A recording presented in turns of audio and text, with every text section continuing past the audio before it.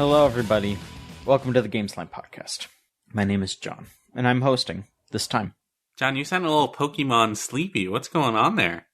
Well, because I actually did not get my Pokemon Sleep properly last night, but that's okay. I'm here this week with Scott. Scott just talked. What's hopping, gamer? Solon, you're here. Hey, yeah, I got good Pokemon Sleep last night. I have hit 100 Pokemon Sleep exactly one time. The rest of the time, I get like 80, which means that for the rest of the day, my Pokemon are just exhausted. They're just chronically as tired as I am. That game sucks, but also it's kind of beautiful in so many ways. I had to have a Pokemon Sleep study. Yeah. Mm-hmm. I had Snorlax putting diodes all over me. My Snorlax must be pissed as fuck at me all the time. Like, dude, what are you doing? You have to fucking go to sleep. What is your problem? Franny, you're here. Hi. How's it going? Good. I have many Pokemon sleep disorders, so I don't need I don't need an app to tell me that. I just keep trucking. Okay. Well, should we just start this podcast off by talking about Pokemon Sleep? Is that Please, what's going on? by all means. Yeah, why not? Why not? All right. We're All the going new games to come Can out you tell me this what it week is? and the next week, yeah. The biggest game that's come out within the past 2 weeks. Excuse me, whoever said it. Fuck Armored Core. Fuck Pikmin. Fuck Baldur's Gate. This is the official Pokemon Sleep podcast. The spoiler That's right. cast for Pokemon Sleep. Spoiler cast for Pokemon Sleep. Spoilers, you gotta go to sleep. Boo! Boo! I mean, you know what Pokemon Sleep is? Pokemon Sleep is you go to sleep. You press a button on your phone, and it tracks your sleep. And if you sleep well, you get points. And if you sleep bad, you also get points, but not as many points. Pokemon sleep paralysis. Yeah. Wait. Who's your Pokemon sleep paralysis demon? Mr. Mime. I know there's probably like a less predictable answer out there, but when I close my eyes... Yeah, you nailed it. Okay. Yeah, I think there's a very specific reason why they haven't put Mr. Mime in this game yet. They didn't want it to be Pokemon No Sleep. Yeah. So yeah, no, it straight up is just like a pretty rudimentary sleep tracker.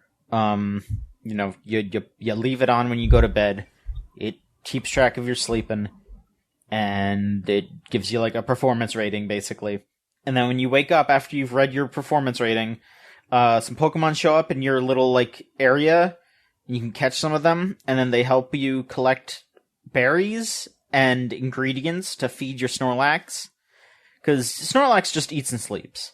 So you collect berries to feed the Snorlax, and then you collect ingredients, because 3 times a day for breakfast, lunch, and dinner, you can also make Snorlax food. And depending on where the Snorlax is, it prefers different things. Like the starting area, that Snorlax likes curry. So you have to make curry for the Snorlax. And then in the second area, which is like a tropical beach, that Snorlax likes smoothies. You shouldn't have smoothies before you go to bed. Well, I mean, he's doing it like throughout the day, but also he is sleeping constantly. Like if he's not eating, he's sleeping. So I guess I don't know. That's just how Snorlax lives. I guess. Listen, I'm not gonna sometimes I fall asleep like right after I drink a can of soda, so I get it. I find this game, the simulacra it's trying to achieve is like all in the wrong places, because as a sleep app, it's really bad. As a like trying to get you to eat 3 square meals a day, it's really, really bad, because the foods that you can make are useless. They do not they do not like get you to try to eat healthy or anything like that. Like Ring Fit Adventure does a really good job of getting you to try to eat healthy, like of building a lifestyle around that game. And this has none of that swag. Not at all. However, the simulacra that you do end up building is the like day-to-day maintenance of trying to get a Pokemon to grow up with you.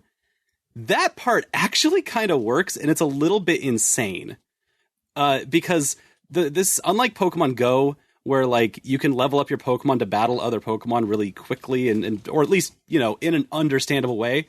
These Pokemon take forever to level up. I have been working on this game for 6 weeks straight, and I have a level 14 Wartortle, and that's like my star player. It's taken 6 weeks, which is actually the real life time I would assume a child getting their first Pokemon would take to get their Wartortle to level 14. And so I'm imagining that there's like kids playing this, and that actually kind of works. Other than outside of like me looking at this Wartortle at lunchtime and being like, I need you to produce one more milk. I need one more milk to make the flan for this dessert that's needed. And then I'm starting to scream milk Wartortle now. You have to milk your Wartortle. It's an insane game. It's not good, but also it's kind of gotten its grips in me in a really weird way. I'm going to be honest, I just use it for the sleep tracking. Like, I've been trying to get healthier recently, so it is something that I'm trying to do. I'm trying to track my sleep here. It does not seem very accurate, I will admit. No. I mean, you know, it might be just because of the way that I sleep. Like, I have like a lot of pillows, and I don't like straddle up against where the phone is, which I'm guessing that's kind of where it wants to be. It wants to be like right next to your face, so that way it's like, you can tell like by your breathing or something. I have no idea how these apps actually work. But I don't know. There's sometimes where it'll be like, hey dude, you got 3 hours of sleep last night. And I'm just like, I know I didn't. I know that's not true. That is not true. It will like, punish you because it doesn't believe you slept enough. And so when it does that, it'll say like, it took you 45 minutes to get to sleep. So instead of 8 hours of sleep, like you put into the time, you got 7 hours and 20 minutes of sleep. And that means your score goes from 100 to 80. Snorlax. And all your Pokemon are now 80% exhausted for the rest of the day and won't produce. Like, they punish you. It's incredible. Snorlax pulls you aside, and he's just like, listen, I know you're fucking lying to me. It's like, no, dude, I was really gonna get out. Dude, I slept in until like fucking 1 p.m. today. It was real bad. And he's like, no, you didn't. How does it work? You lied to me again. Are you really supposed to have the phone really close to you? I thought that was unhealthy. Yeah, that seems bad. I mean, when the game came out, I did see a bunch of people basically saying like, "Hey, you're not supposed to do this. Like, you are not supposed to leave your phone plugged in overnight." Which I mean, I'm gonna be honest, I do that shit. anyway, and everyone does that anyway. I'm sure trying to do that, just like you probably shouldn't do that while also leaving an app running overnight.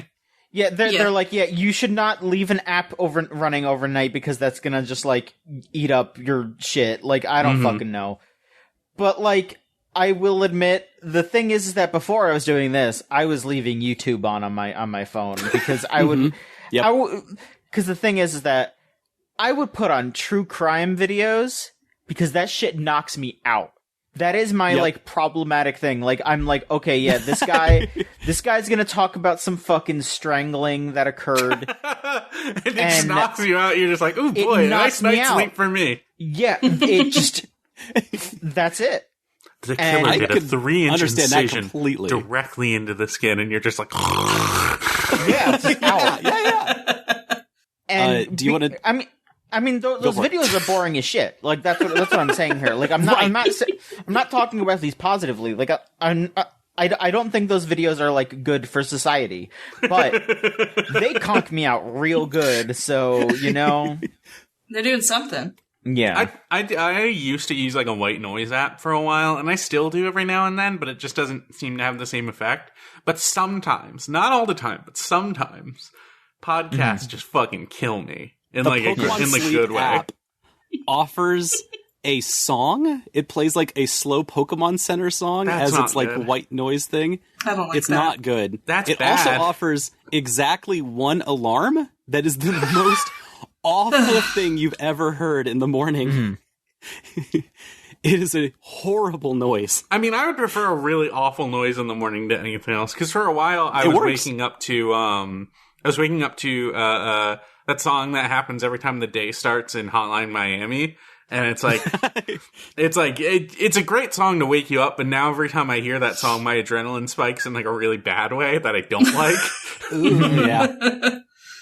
No, I've been waking up to it for 6 weeks straight, and it's a horrible noise, and it works, so, Yeah. Are you all okay? No.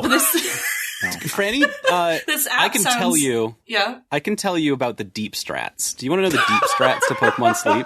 Yeah, how do you I do. Are you cheesing it? Are you cheesing it? I want your Pokemon to be healthy and strong, even if you're weak.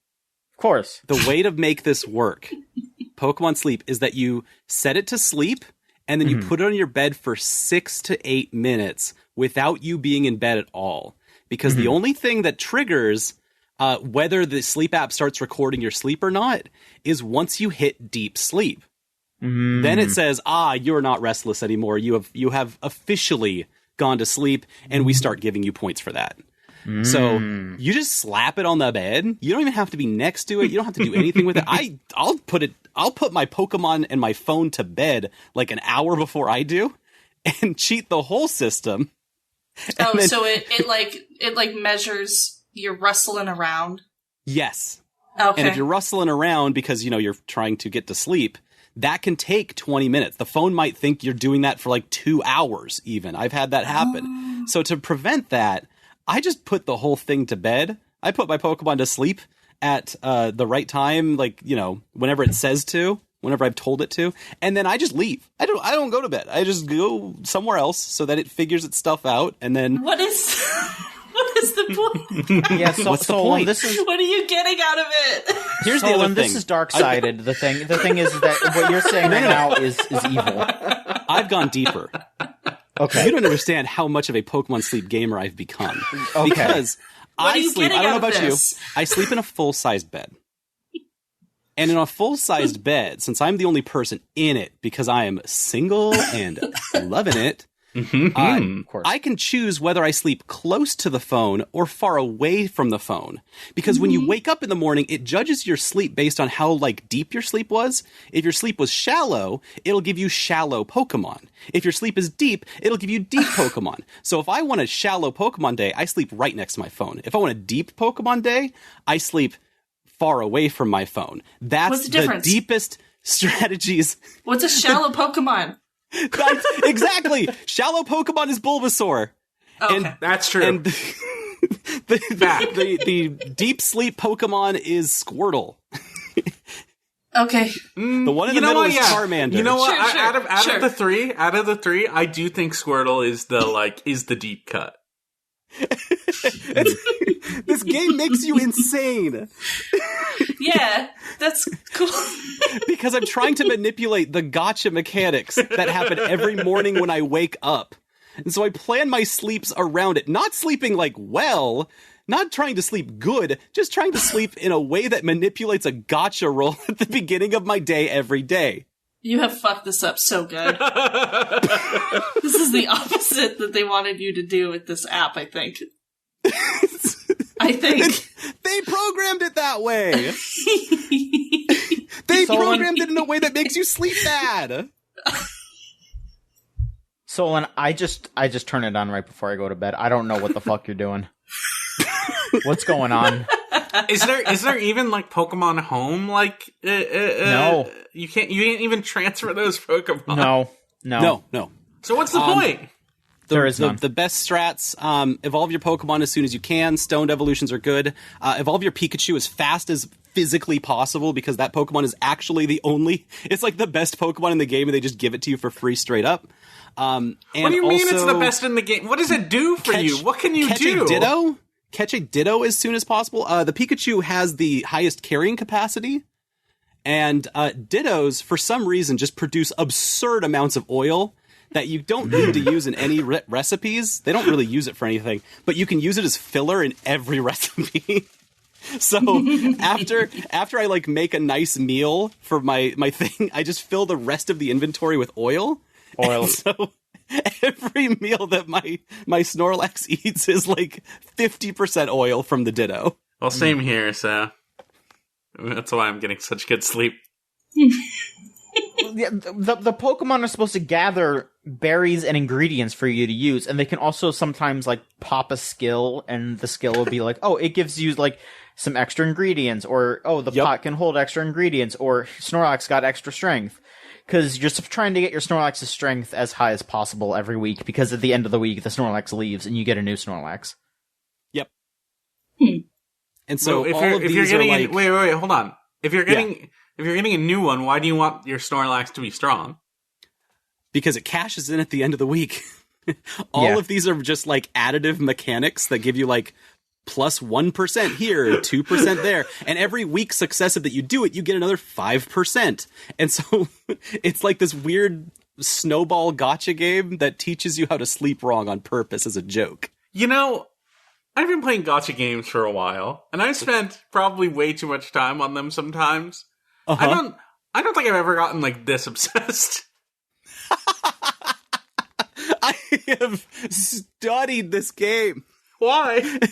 Because it's bad. And I need to know why. You want to be the top. There's a solid chance that you could be one of the best Pokemon sleepers in the world. It's not. There's no chance. I know who the top Pokemon sleepers are. Is there a leaderboard? The Reddit. See, in the Reddit... Oh. You're checking the Reddit. Okay, yeah. No. Go ahead. It's fine. If you get 50 other people together that are all doing the Pokemon Sleep app, you can feed each other candies every single day. If you fill up your friends list with a bunch of other people that are playing this Pokemon Sleep game, it's really bad. It like takes all the wrong lessons from Ingress, like the original Pokemon Go app. I remember that. Yeah. The Niantic's, like, their first thing. It takes, like, all the wrong lessons from there and doesn't put in any of the right lessons, like, intentionally. This game will end, which is crazy. I'm so glad I keep my phone in a lead box every night.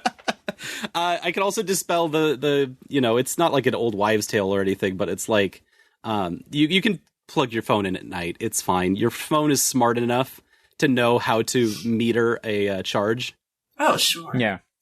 It figures it out so it doesn't, like, short itself out. Plug your phone in every night. It's good for it. Yeah, it's not that big of a deal. Like, maybe a couple of years ago it would be a problem, but I'm pretty sure they figured that out by now. I'm hoping to balance this podcast with good, helpful information and just the most useless information that you just have to sit on now. Yeah, you definitely if you've listened to this podcast, you definitely learned quite a lot about Pokemon Sleep. I've learned that you're really normal about Pokemon Sleep. Look, all I'm gonna say is this is completely like recolored everything, because for the longest time I was sitting there looking at this and being like, "Wow, Solon's getting really good sleep. I'm happy for Solon." And now it's just like, no, actually, it's a lie. It's a lie. He's been lying to me this entire fucking time. You saw my first couple of weeks where I'd get like 60s and 70s. And I looked at that and I said, how do I fix this? By sleeping better? No. By playing the game better. I need to sleep max right now. Because Solon, I've been getting 60s and 70s because I tell the fucking truth. They do call you the truth-telling gamer. The slumbering truth teller. That's who I am. I once had to take a friend to the airport Charmy's in the morning. Tired liar. I once had to take a friend to the airport, and I asked them, like, hey, should I bring my phone or should I let my Pokemon keep sleeping? And she said, do you know how insane you sound? And I'm like, yeah, but if I wake up and they're fully rested, it'll be a good day for the kids. Sure. At this point, you know what? Yeah. I enter this Pokemon Sleep app with the same energy of that Peggle 2 meme where they said, do you want Peggle 2 to access your phone calls and messaging system? And they're just like, fuck it, yeah. Peggle 2 can have my whole phone. This is similar vibes to the kind of shit that Black Mirror is putting out in 2023. You like forego sleep to like have your Pokemon, your virtual animals, let's be honest. Yep. My critters. So that they're well rested. Mm. You know, just insanity ensues. Phone bad. God, the capture system in this game is insane. It sucks ass. Also, let me just tell you so much. Let me just tell you all something. There are shiny Pokemon in this game. Excellent. Great. So I'm just constantly scared waking up that I'm gonna wake up and I'm gonna look at it and there's gonna be a fucking shiny and I'm not gonna have enough fucking biscuits to bring it to my village or whatever. There are 3 insane propositions because the biscuits that are your Pokeballs are on the like charge system, so like you pay actual real money for the most part to try to get those. You can. They trickle them out to you just a tiny bit. Just enough. Just a little. To where I always have like maybe 1 or 2 Pokeballs. And those things, they don't actually catch the Pokemon. They put 1 notch in their fullness meter. And like these Pokemon will have like 5 or 6 notches. But if you fill them with 3 of these Pokeballs, they'll be like, I'm full, and leave. So everything points towards like the only way you can reasonably catch Pokemon is you have to buy their really good Pokeball cookie things. I don't like this. No, that's the dark side of things, is that everything that I've explained up to this point does not talk about the monetization system. And the monetization system in Pokemon Sleep is actually really gross. It's a monetization system. Yeah, this sleep app does not care how you sleep. I feel like I've made my point on that very clear. Again, here's the thing. Like, the way that I'm interacting with this is just, okay, I'm going to open this when I wake up, or I'm going to have this open when I sleep, and then I'm going to feed it like around noon-ish, because I'm going to be like on lunch at work, potentially, and I'll just do that real quick so Snorlax will eat. And then I fuck around with it before I go to bed, and then I go to bed, and that's it. That's all I do, and it's just like, alright. I think it's instilling like good habits in you, and I've been enjoying listening to Chorby's subtle machinations. Yeah. All right. Well, we've had enough of the Pokemon Sleep podcast. What else should we fucking talk about? I feel like I'm like lost at sea now. We have a million games on this list. I know. That's what I'm saying. Like this is a water everywhere situation here. I mean, there's a lot to drink, but here's the thing. I think we should jump straight into Baldur's Gate. Let's do it. Yes. All right, I'm ready. All right. I'm just gonna let y'all go. I know myself and Franny have both been playing it. John, Solon, I assume neither of you have much experience with it. Hell no. I played the demo, or the alpha or whatever. Okay. I mean, yeah, it was out on... Should keep it going. It was out on early access for like 3 years before it came out, which is kind of a real testament to the real quality of this game. But yeah, it's great. Me and Franny are both relatively early in. I'm still in chapter 1. And I think I got to chapter 2, but I'm not quite. I don't know if there's big Act 2 that like comes up on the screen when you're in Act 2, or if it's just kind of implied. But I've hit a point where there is an area I can enter, and if I go and click on it, it says, "Hey, if you go to this area, it's going to be hard." And then you go about 10 minutes in that area, and there's other stuff to do in the area, and then you go to another part, and they go, "Watch out." Like again, and I was like, okay, is this Act 2 or so? I'm in the mountain pass. Actually. Well, I'm almost there. Yeah, I assume you're close, but like I got to that point and I was like, I still have a ton of stuff to do in this area, so I'm just gonna keep going. It took me like 45 hours just to get out of Act 1. I'm in Act 1 still, so yeah, you can really take your time there. I'm really chewing on it. There's a lot to do. A lot of people to see. How's it been going for you? It's been going you know what it is that I don't have a lot of experience with D&D itself.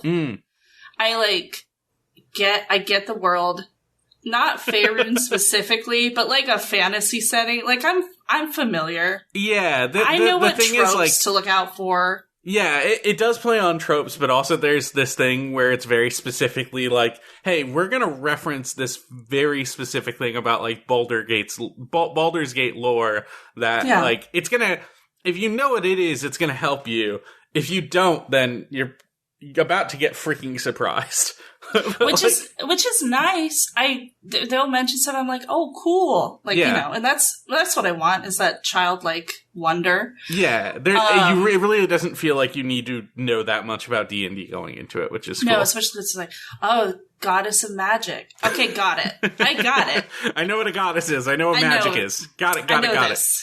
You know, but the particular feeling that I'm getting from not having ever like played D&D is like I'm not getting silly enough with it. It's still fun is the thing. It's still very fun, and I'm like doing it, and I'm like killing things really good. I'm just not getting silly enough, and I know it, and there's like a barrier between me and getting silly with it, and I need to, you know. You can get really silly. Like not only are there like a bunch of like dialogue like things you can go down where it feels very much like, okay, this thing that you're gonna do, if you follow this path, it's gonna get silly, and it's gonna get bad, and it's gonna get silly at the same time. But I've done a couple of that.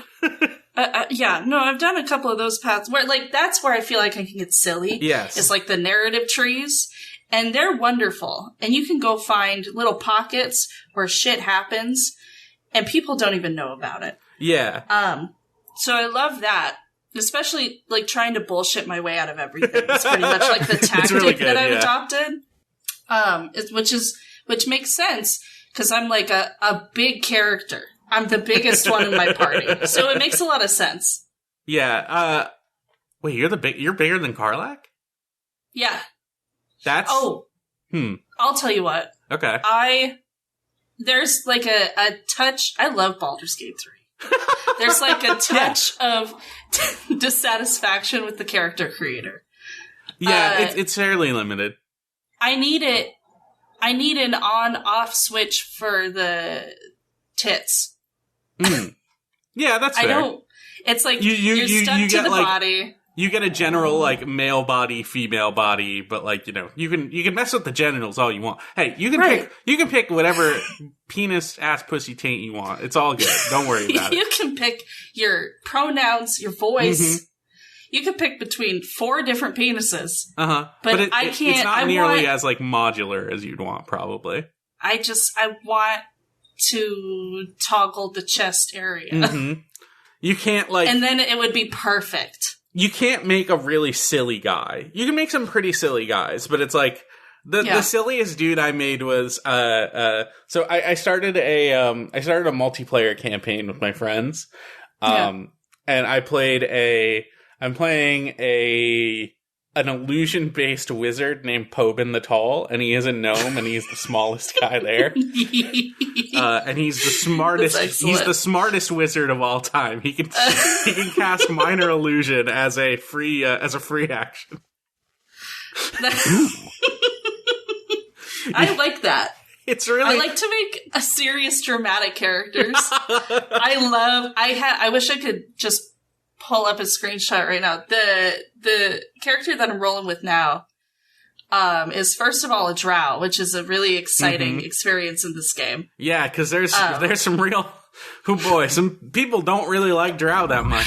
The frequency of the microaggressions you experience as a drow in Faerun is untenable. Yeah, there's I don't want to give fairness to the racists, but it is a reality that the drow as a government, a military force, is absolutely kind of being really awful. But absolutely, it It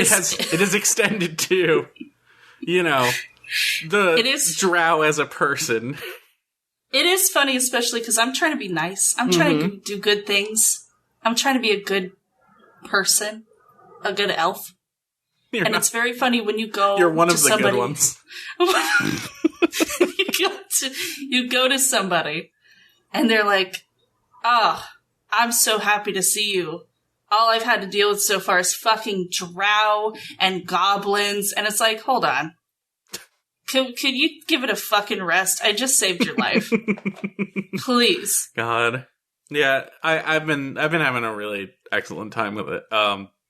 I God, like, I don't get that silly that much in combat, but like I am kind of like there's definitely a choice paralysis to it where it's like there's so many options and so many weird things that you can do that you kind of just be like, oh, I could set up this weird chain reaction where I place a whole bunch of explosives and then shoot a firebolt at it and it creates like a huge explosion that kills 80 people.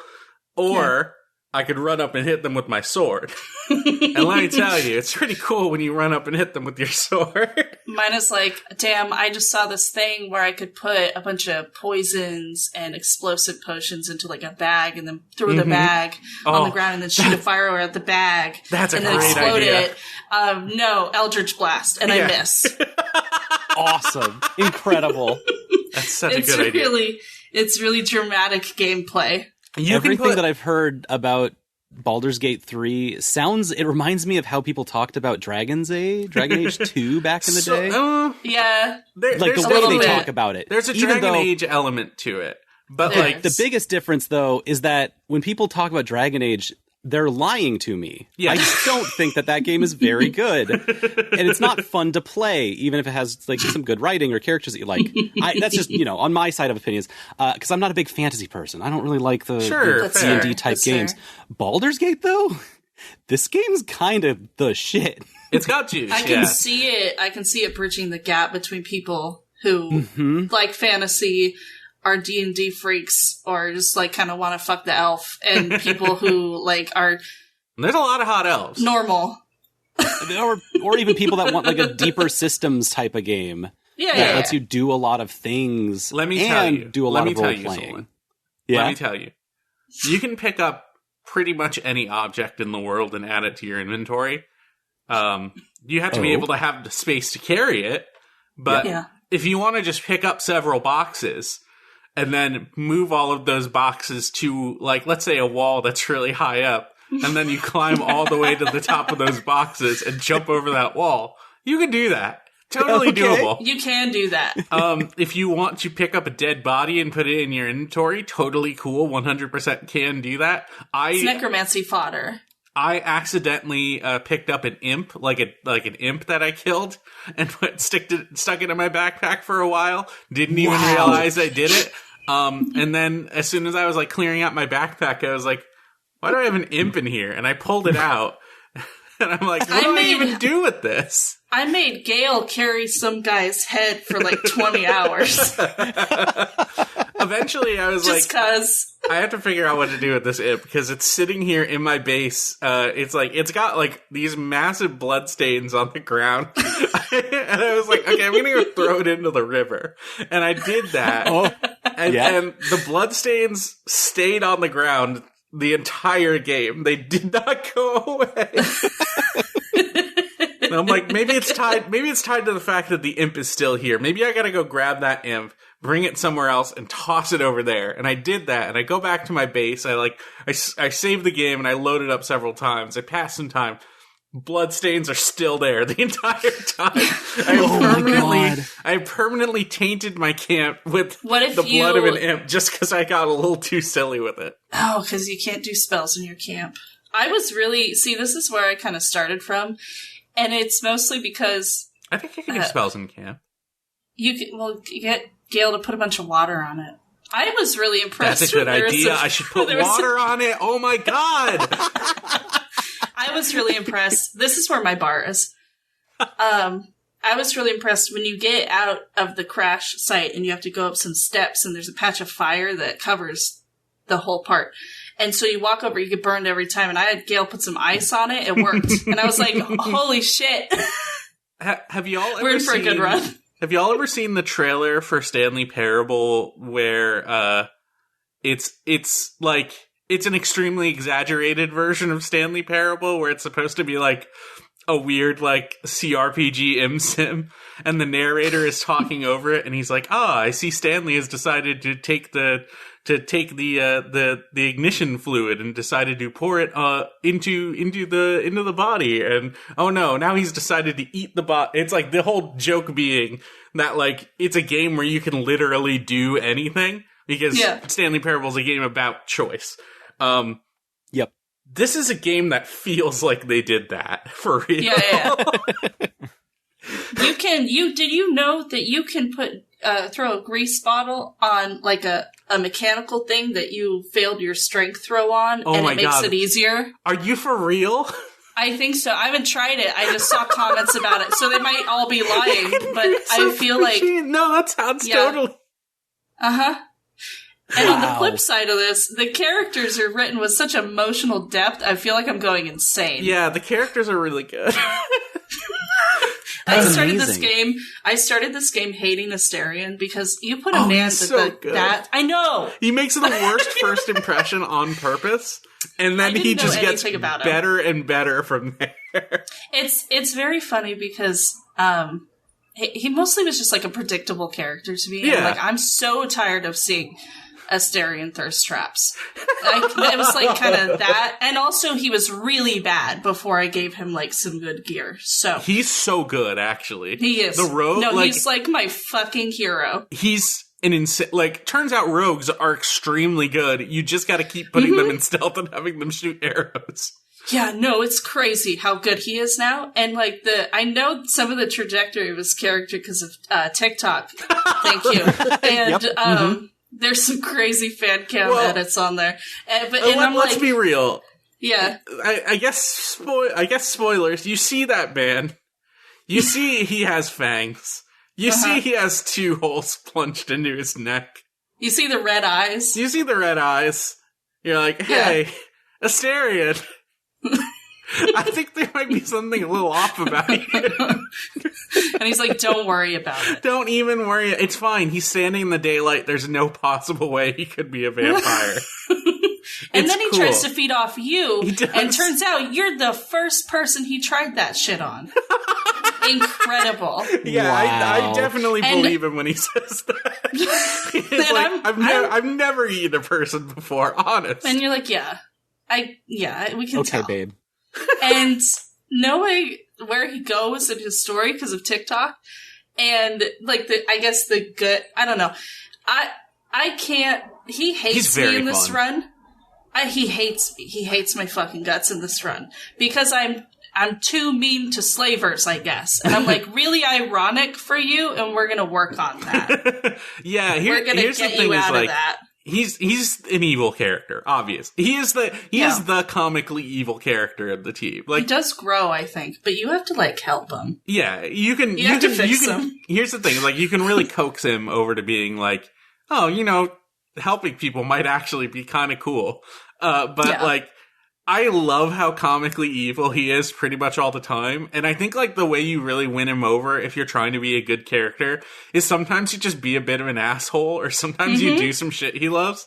Like, there's a scene in the Goblin camp where there is a torturer, and he's like one of the best torturers in the world. He loves torture. He lives for it. He loves sadomasochism. Doing pain is his big thing. That's not the guy who worships like the goddess of pain, right? Yes. Okay, yes. And you can talk to him. He loves it. He loves pain so much. And you can talk to him, and you can be like, and he'll just be like, so do you want to like get tortured? And you can just be like, you want some of this shit? And one of the choices is, of course, yeah, sure, why not? I'll get tortured. And you can do this torture scene. You can get tortured by this guy. And if you have Asterion in your party the entire time, he is loving it. He is just like, dude, this kicks so much ass. He's an enigma. Unfortunately, I started out by hating him. He's haunting me because now this is all we've been talking about for the last 3 minutes.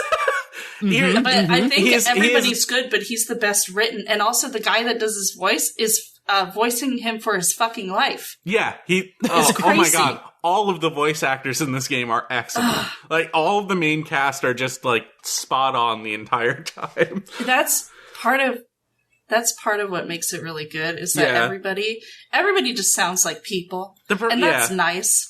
The performances are excellent. Like, every single character knows every single like actor knows their character so well. Like, like whoever voices Lae'zel, they just know that. Like, they know what they're doing. Like, like, Gale, I think, is probably one of the best ones. He's your team wizard, and he is just like, he is He's, like, insufferable in the way that you think, like, a guy who thinks he's charming is insufferable, but, like, in the best way. And Astarion is just the cattiest gay bitch there is, and that's what makes him so good. Mm-hmm. Yeah. Oh, man, And Shadowheart's the most perfect tradcath for Satan. She's great. Love Shadowheart. Obviously, Karlach. Karlach rocks. Karlach is great. I'm simply gay. Yeah. What can I tell you? Listen, they made so many characters for the girls in this one. I saw this review. Hold on. I saw this review of Baldur's Gate that said, within, what did he say? He was like, I can't fucking stand this. Within 30 minutes, you're gagging on gay propaganda, which is really funny. And I mean, I'm like, where? I mean, if you're It's okay, great. so if you're being, if it's you can just romance anybody, and Gale like hits on you within like 2 minutes. Gale hits on you real quick in a way that's like, man, I think there might be something wrong with you. It's a little too realistic. Yeah, it's very and real. But I'm like, also, you people can't take anything. You know who hit on me extremely quickly was Lae'zel. And I've heard that. I think it's because I had her in my party pretty often, and I was doing a lot of killing, and she loves when people die. That's like, that is one of her things. So, like, as soon as I got to camp with her, I saw she, like, had a little exclamation point over her head, and she's just like, hey, I really, really liked it when you killed those guys. Do you want to, like, she's extremely aggressive about it. She's really forward and blunt. She's extremely forward. It's great. They're all of the characters extraordinary. I really didn't think I would like the characters that much, just kind of like based off their designs, because they felt very rote and like a little like. They felt very, like, traditional in a way I wasn't super feeling. They felt a little quirky. Yes. For, like, quirkiness sake. Yeah, every single character has, like, a thing about them that's like, oh, you have, like, a weird thing that, like, is probably gonna kill you if it's not dealt with. Yeah. And, it makes sense. Quite literally. Yeah. But when you actually, like, sit down and talk to the characters, every single one is just a joy. Also, the way they interact with each other is also great, because, like, you have you put them in parties together, they'll just do idle dialogue with each other, just commenting on the stuff that's happening. Wow. And all of it is super fun. Every single thing. Like, I love I really them. can't say enough about it. There's a part of this that feels like a contract finally fulfilled, Something that we've been trying to aim for decades. Mm-hmm. Yeah. And it's not Baldur's Gate 2's sequel. It's like something a lot bigger than that. It's like the game, basically. A D&D game where the characters have a flexibility across the normal D&D, like, what is it? Nobility spectrum, or, good and evil, alignments. lawful. Thank you. Alignments. They're not like, radically changing the script on how characters are written. They're just doing the thing that people expect and having characters that are kind of playful across the alignment spectrum. Yeah, the brilliant thing here is there are no alignments in like the traditional D&D sense. Like when you make a character, you don't decide, oh, this is my like lawful good character, Yep. It's just however you want to role play them, and the characters that join your party are all like they're on that alignment spectrum, but it's never directly pointed out. And that also, like, you're so right in that it, like, adds to that flexibility. Like, yeah, Astarion is an evil character. Lae'zel is an evil character. But they can, like, become a little bit more neutral, or they can, they can accept doing, like, good stuff. There are, like, organic moments. Yes. Really well written for these, like, evil coded characters to like go against their nature and like defy the things that like defined them to be different, and they can go down like wildly different paths. Yeah. Late game, presumably. Yeah. So like I love this game. It's really good. I didn't read anything about it. I didn't play like the beta. I didn't, like, do anything with it until it, like, came out. Yeah.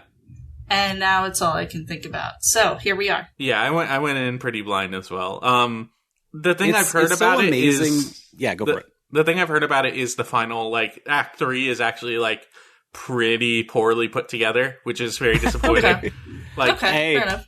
Like, it all kind of falls apart because I guess they were trying to rush it out, which is fine. Like, there's a whole bunch of cut content and stuff, too. It's fine. That's fine. I don't think that really matters that much because, like, everything leading up to it so far has been, like, the highlight of it. It's been the joy. Right. And it's most players aren't going to get to it anyway, so... Yeah, for real.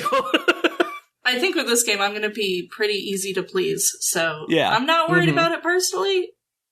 Maybe also, there will be something in a DLC someday so I can give them more money. Yeah.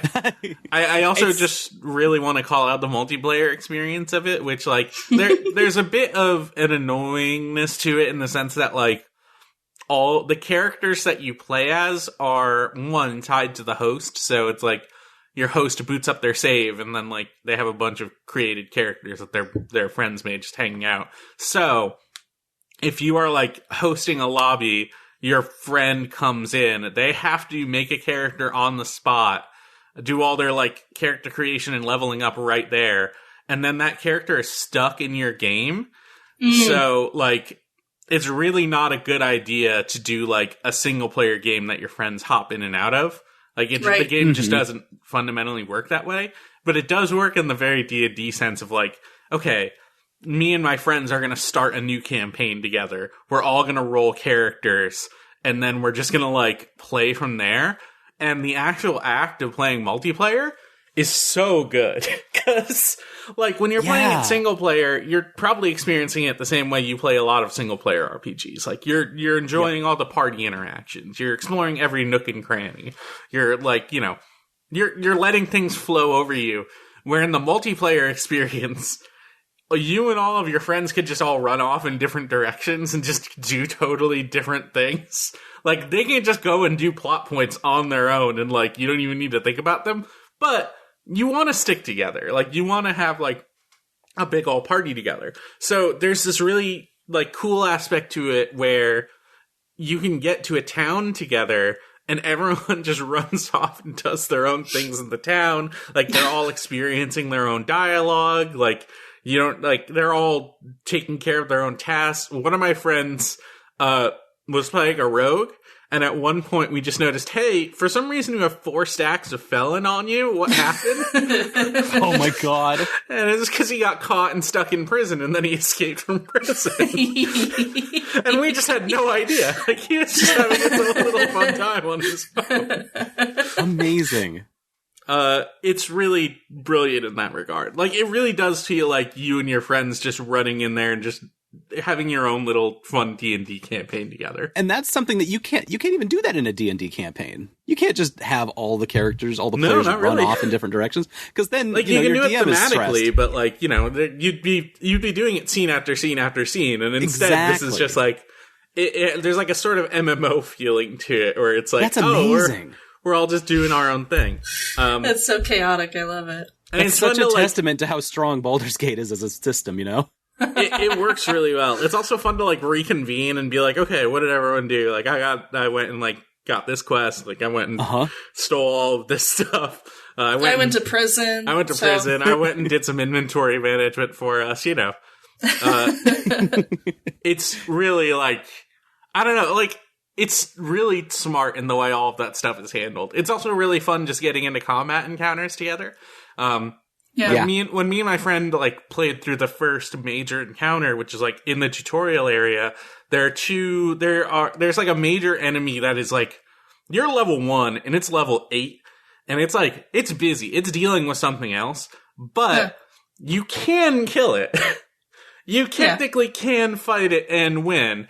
It's not going to be an easy fight, but when we walked in there, I noticed my buddy had gathered up a whole bunch of explosives that were lying around the ship. And then he just laid them on the ground mid-encounter. And then we were, like, getting closer to our objective, and he's like, hey, shoot fireball at that. And I'm like, okay. And I do, and it blows up all of the like, big enemies that are all flooding it at once. And we get the sick rad sword that's on fire. It's like, you get all the cool, epic loot that you get I'm for doing glad there something is out a of sword sequence. that's on fire. It is always that on is fire. important. That's so important. It's always on fire, and it's a great sword. And if you give it to Lazelle, That's who's it. good with great swords, she just holds it by the flames the whole time. So, yeah, it's the flexibility of this game is nuts. Sometimes it feels extremely limited, just in the sense of like 5e is a fairly limiting D&D system, but I don't know nothing about that, baby. but it's like it's way more flexible than other video games, Yeah. Well, yeah, it's a testament to Larian, who is a company that shouldn't even exist. 8 years ago, they were on their last Kickstarter, like, hey, if this goes well, we'll figure it out from there. And then it goes well, and then now they're getting kicked off of TikTok Live because they do a video where a bear fucks a elf, and then the CEO gets on Twitter and he's like, they just don't understand my vision. It's true.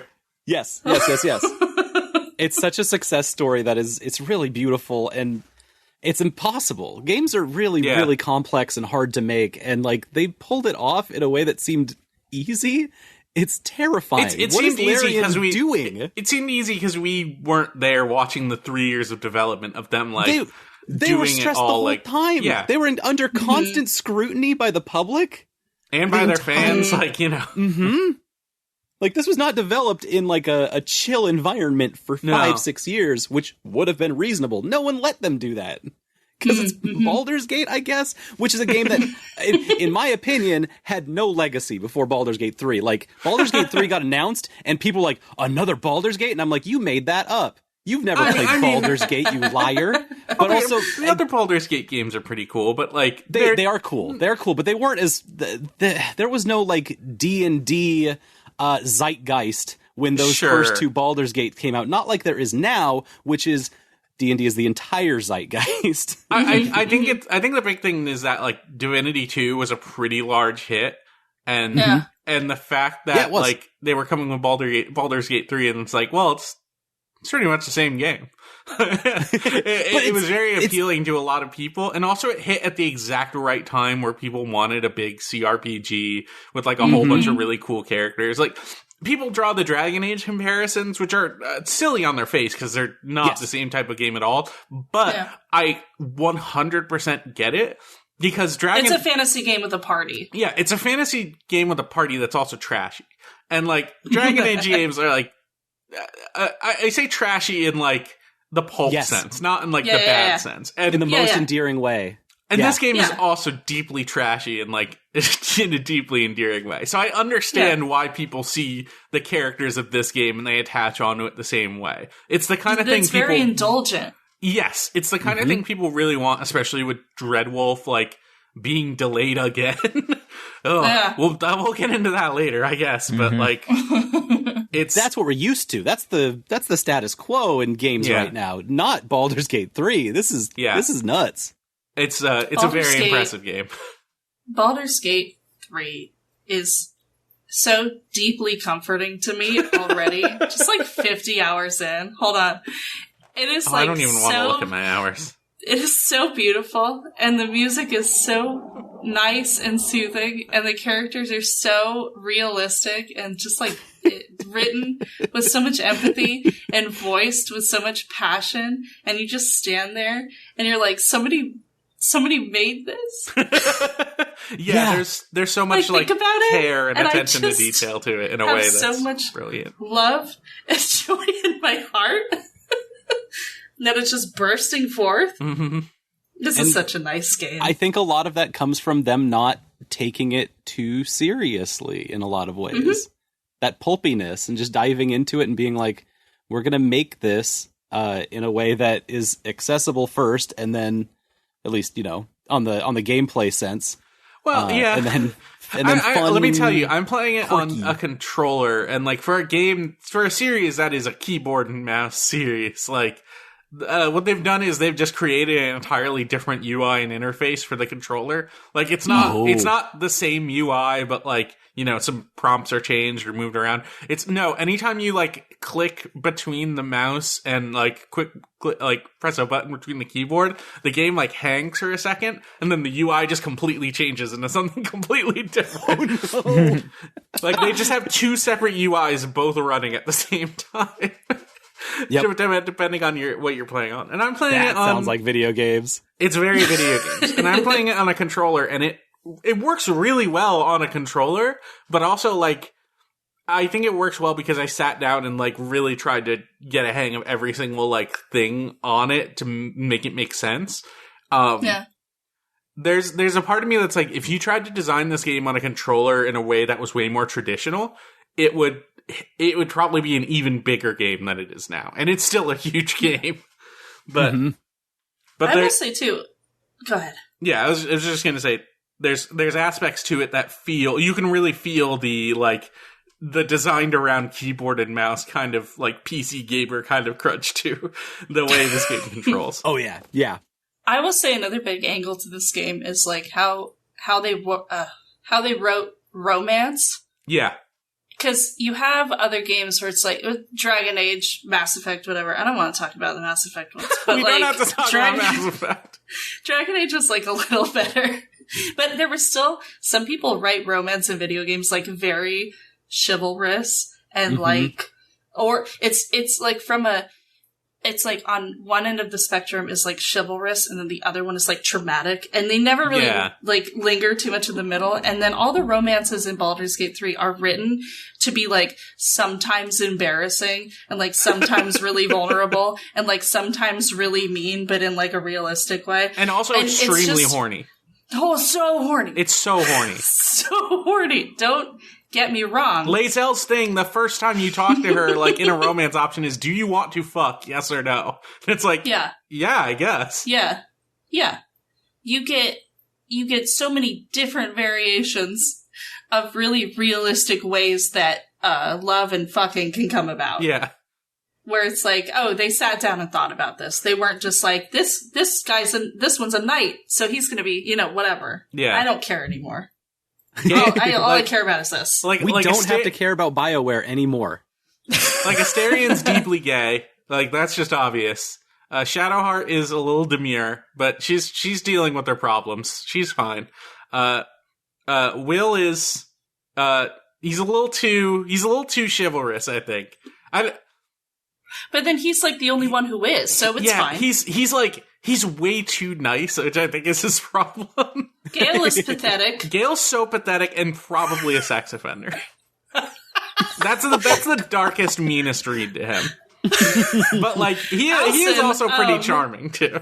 I'm obsessed with Halsin. Let me be honest. I haven't like done that much with Halsin. Like, I had the party where like you can actually flirt with him, and he's like, "Oh, yeah, baby." Oh. But he's a really big, muscular guy. Like, what do you want? I'm saying he's dumb and he's up for anything. Powerful. Sorry, he's also like powerful. Like, he's a good druid. I'm not saying he's bad, but like he's a simple man who's up for anything. You know what he's about. Right. And the guy that voices him just looks like a guy, and that's my favorite thing in the world. He's just a guy. He's somebody's father, Mm-hmm. It's the best thing in the world. He is. He I wish I was playing Baldur's Gate right now. Yeah, I kind of want to play some Baldur's Gate. Games. Video games. Okay. Baldur's Gate's great. Play Baldur's Gate. It's amazing. Mm-hmm. All right, well, and scene. Hello. Hi, John. Welcome back, John. I don't know. Do y'all want to hit news now? Because there's a bunch of news. Yeah. There's a lot of shit that's been going on. Let's see here. God, Gamescom happened. I'll be honest, I don't want to spend too long on Gamescom. Like, I don't know. What is there to say? Like, This is Jeff Keighley's European tour, right? I do have one thing to say about Gamescom. Sure. One of the games that was shown at Gamescom. Uh-huh. I'm just going to say my piece, and then we can... Please. Move on. Modern Warfare 3. Okay? Okay. All I want to say about Modern Warfare 3 is I don't play Call of Duty, and I probably won't ever play it. But by God, did those people on TikTok baby girl the hell out of the men in that game, and I was like witness to it, and it was so fun, and it was so dramatic, and it was exciting, and I am so anticipating what new edits and sad song videos they make with these boys in this new 4 to 5 hour cinematic military experience. Last time with 2, I watched my friend play a couple of hours of the campaign so I could have a crumb of context for what I was seeing on TikTok. Every other video. And frankly, I don't even know how it got on my For You page in the first place. Yeah, it's exactly what you think it is. It's insidious. It's people. What's the word? It's people projecting. Horny? Yeah, horny. Yes. Horny, but projecting things onto the guy with a big skull for a mask. This time, with the experience they already have, developed with the cutscene, fan cam compilations of every time these characters act vaguely intimate with one another with sad rock music. Mm-hmm. I want to see it. I want to see it so bad, especially if one of these cats dies. I'm foaming at the mouth. I don't want to play it. I want it to come out so the girlies can play it, and then my For You page just gets awash with new AMVs, but it's Call of Duty. Holy shit, Franny, your correspondence on this is so necessary. Yeah, I can update. Please I can do. update you guys later. The girlies are here for my finger on the pulse of the fan cam girlies on TikTok. Thank you to the girls. Without you, our nation would be defeated. I don't fucking know. And the guys that cosplay as Ghost and do Lady Gaga dances. Yeah, slut it up, as it were. Positive. That's it. And that's it. Thank you. I forget which person got announced for Call of Duty recently. Was it Nicki Minaj in Call of Duty? Yeah. She is in Call of Duty right now, yes. That's great. Good for her. Which, again, kind of seems pretty, on the pulse. That's so weird. You know, if the girlies are making their fan cams, so they're you know what? The girlies love Nicki. Well, you know what they gotta do? Is people are they're trying to get more women to play Call of Duty. I'm just make 2 of the guys kiss each other. There you go. That's all you gotta do. It's so easy. You don't have to put Nicki in there. You can open up the Fujoshi market. You know what they want. And all you gotta do is give it to them. Yeah. Well, actually, but then the boys will be upset. To bridge the gap, you don't give it to them. Never give them the kiss. No, you just have to keep teasing it. Keep teasing it. Sorry, keep teasing it. Tease it more. Soft rock music. Get them to look at each other really deeply. Get them when their mouths really close. Get them with loaded expressions. Don't touch. Mm-hmm. Don't touch. Tell the voice actors that they're in love with each other. Mm-hmm. You know what to do.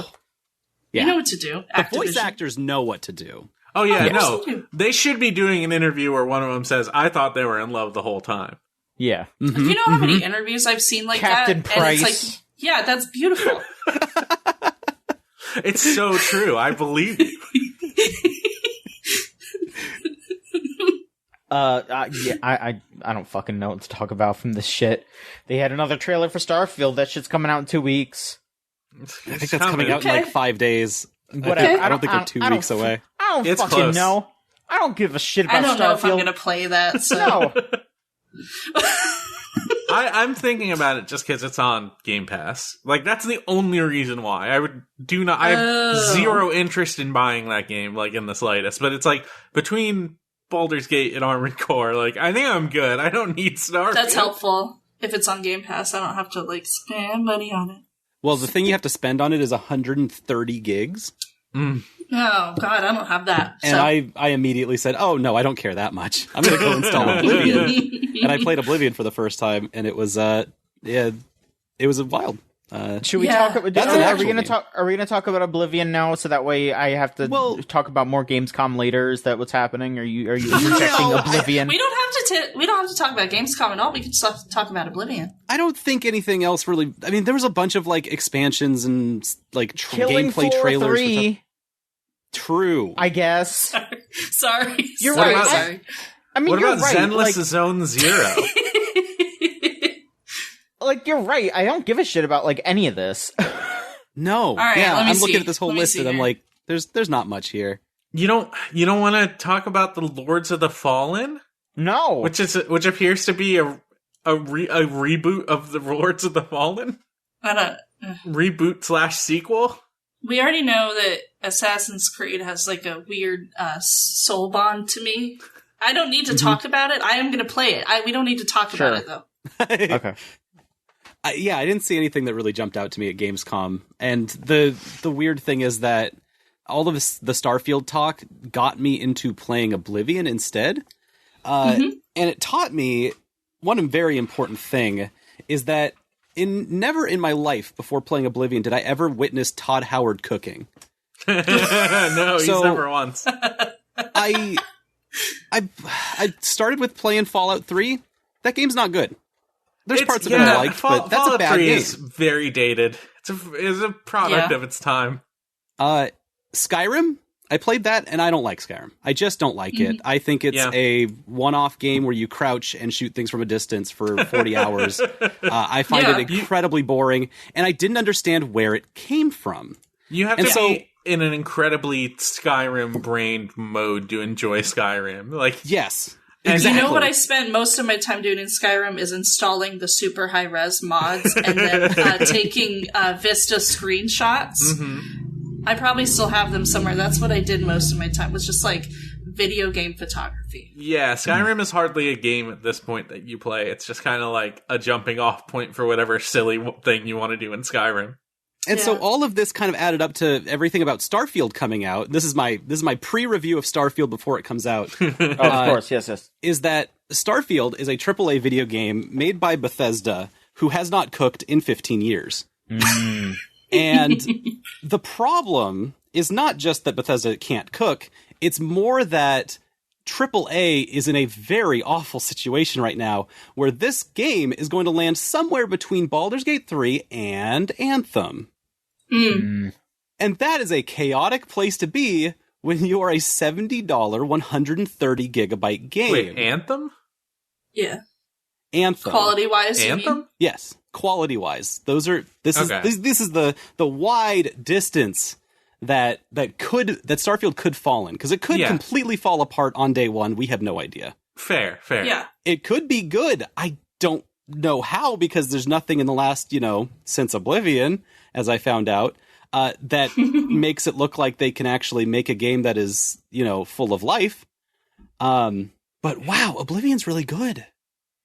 That game is fun and has characters that are fun to interact with that change over time, and the world reacts to the way that you play it in ways that are satisfying. It's janky as hell, but there's things that happen in there which just don't happen in Skyrim at all, because dragons are constantly attacking you. Yeah.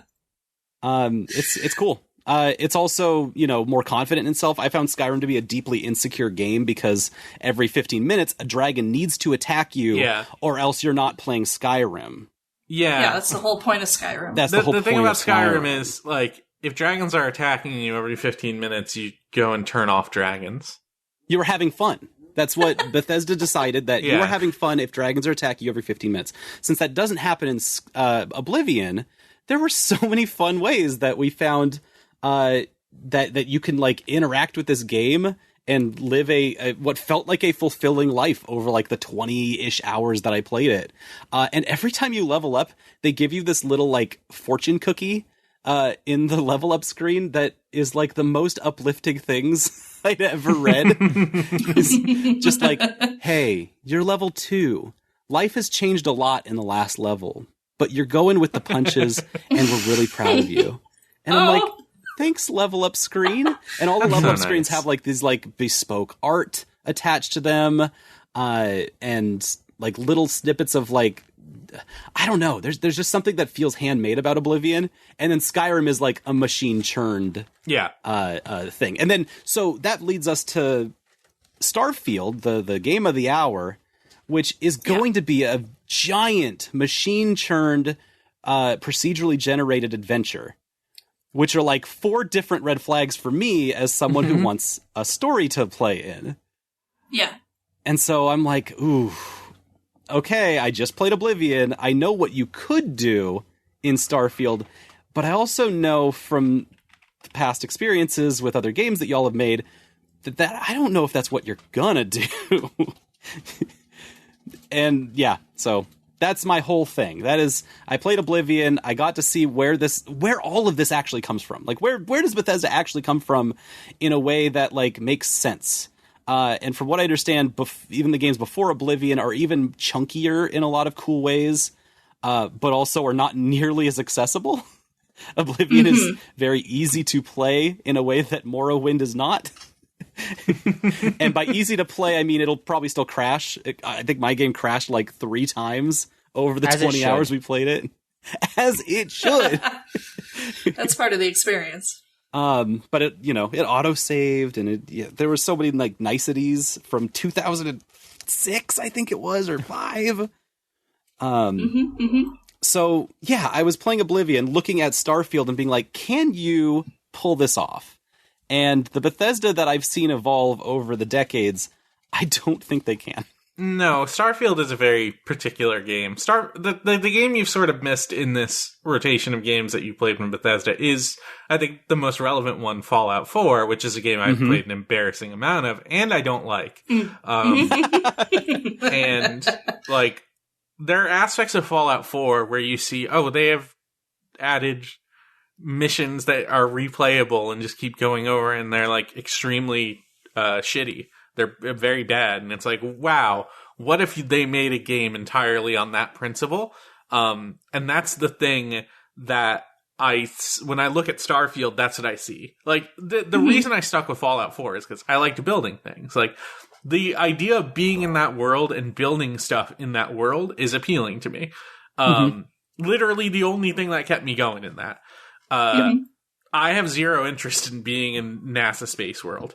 And I have zero interest in, like, trying to build and be within that same headspace. Like, there's nothing about Starfield that looks like it's cooking, Like, and it looks like it has a huge potential to just be really empty. I've heard from, I don't want to give away too much, but I've heard from some people who've played it already, that there is an emptiness to a lot of the planets that you go to. Like, some of them, like, there's the obvious comparison is No Man's Sky, which had that sort of like, same issue when it was at launch, but also they are very wildly different games.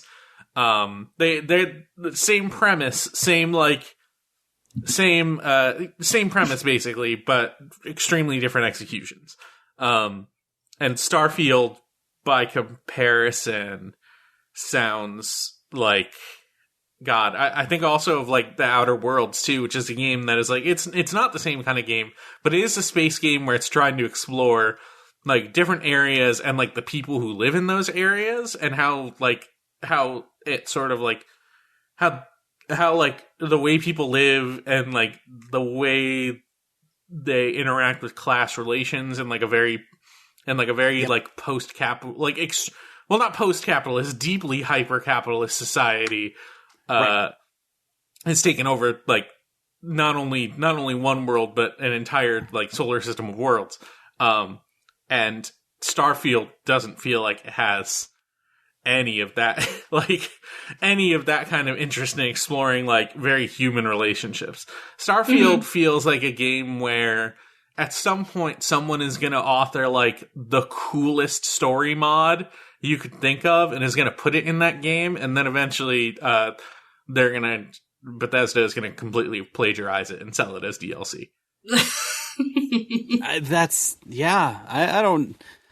don't know what else to say about it, because, like, every time I look at this game that's supposed to be this big deal coming out, I'm like, don't we already have that? Don't we already have a No Man's Sky? Don't we already have a... Yeah. Like, I think of games that have been developed over 10 years and try to compare it to this game that is not out yet, which is so unfair. But also, Bethesda kind of deserves being compared to, like, Warframe. It's not going to be that kind of game. If it was Warframe, it would be cool.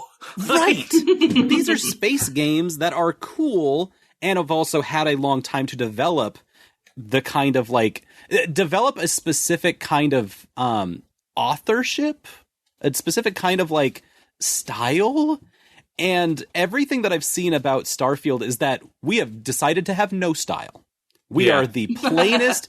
We want to make space look so milquetoast. You'll go out there and you'll see nothing. I don't have any confidence in Bethesda. Yeah, the appeal, as always, with Bethesda games is pure scale, which at this point I don't think impresses anyone. No, that's the problem. Is this doesn't translate anymore? Yeah, and science fiction. Sorry, go ahead. The other thing is every single thing I watch about it, every single thing I see active gameplay is just it's all of the stuff they did in Fallout 4, but also they're just putting it in a space context again. It's I'm not interested in that in the slightest. If there's a game I want to play it in, it already exists. I don't understand who Starfield is for, but I'm sure it's going to sell gangbusters. Because, unfortunately, Bethesda is not reviled by the larger gaming sphere like it should be. Now, Solon, I want to say, there is a Todd Howard game that does cook. And I'm really surprised you didn't play it. Because it is called Morrowind. And the thing about Oblivion it's inscrutable. The thing about Oblivion is, if you play that game entirely out of context of everything, it's great.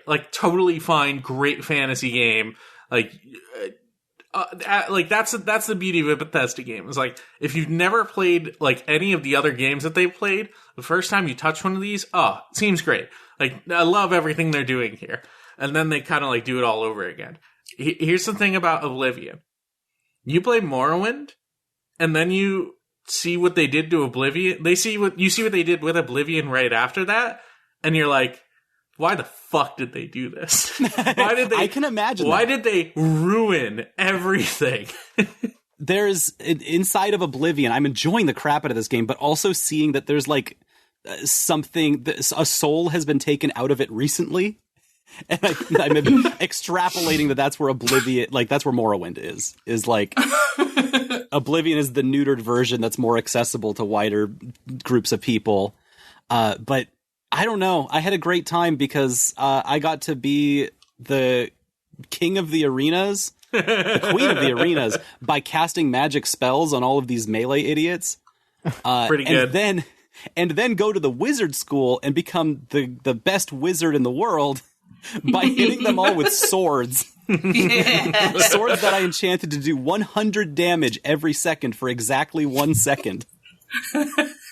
You shouldn't be able to do that. You shouldn't be able to do that. We just walked through the rest of the game and started killing gods with this 100 DPS sword that enchants that way because it only is active for exactly 1 second.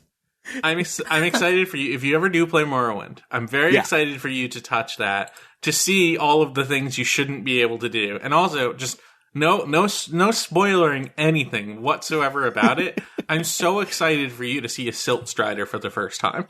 Ooh, okay. Because, you're gonna see that and be like, why did they ruin this game? Why did they destroy everything great about Elder Scrolls? It was also very funny finding out that one of the coolest things in Skyrim is just an Oblivion gate. Yeah. Because, the DLC in Skyrim has you go into the Oblivion gates, and I didn't really have any context for them, and now that I do, I'm just like, oh, Skyrim I see what you did. Skyrim is the first game where you actually, get an Elder Scroll, I think. It's the Dragon Quest thing all over again. There's no dragons in Dragon Quest. Yeah.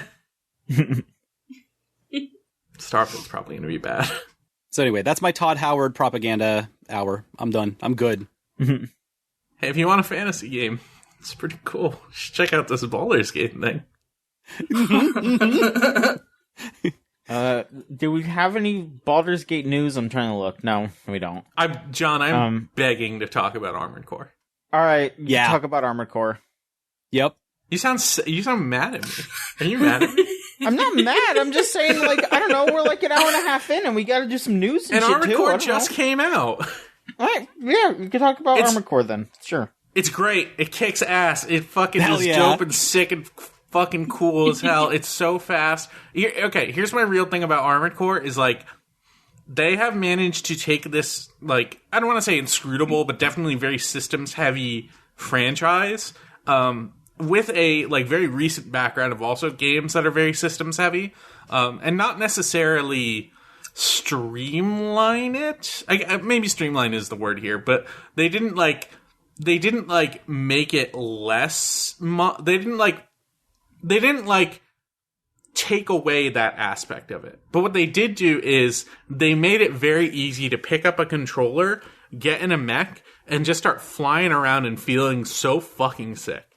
And that is what's so deeply cool about it. And you can get very granular with it. You can get in there, you can really mess around and really fucking pick all of the different arm and leg and head parts that you want, and you can customize it to your heart's content.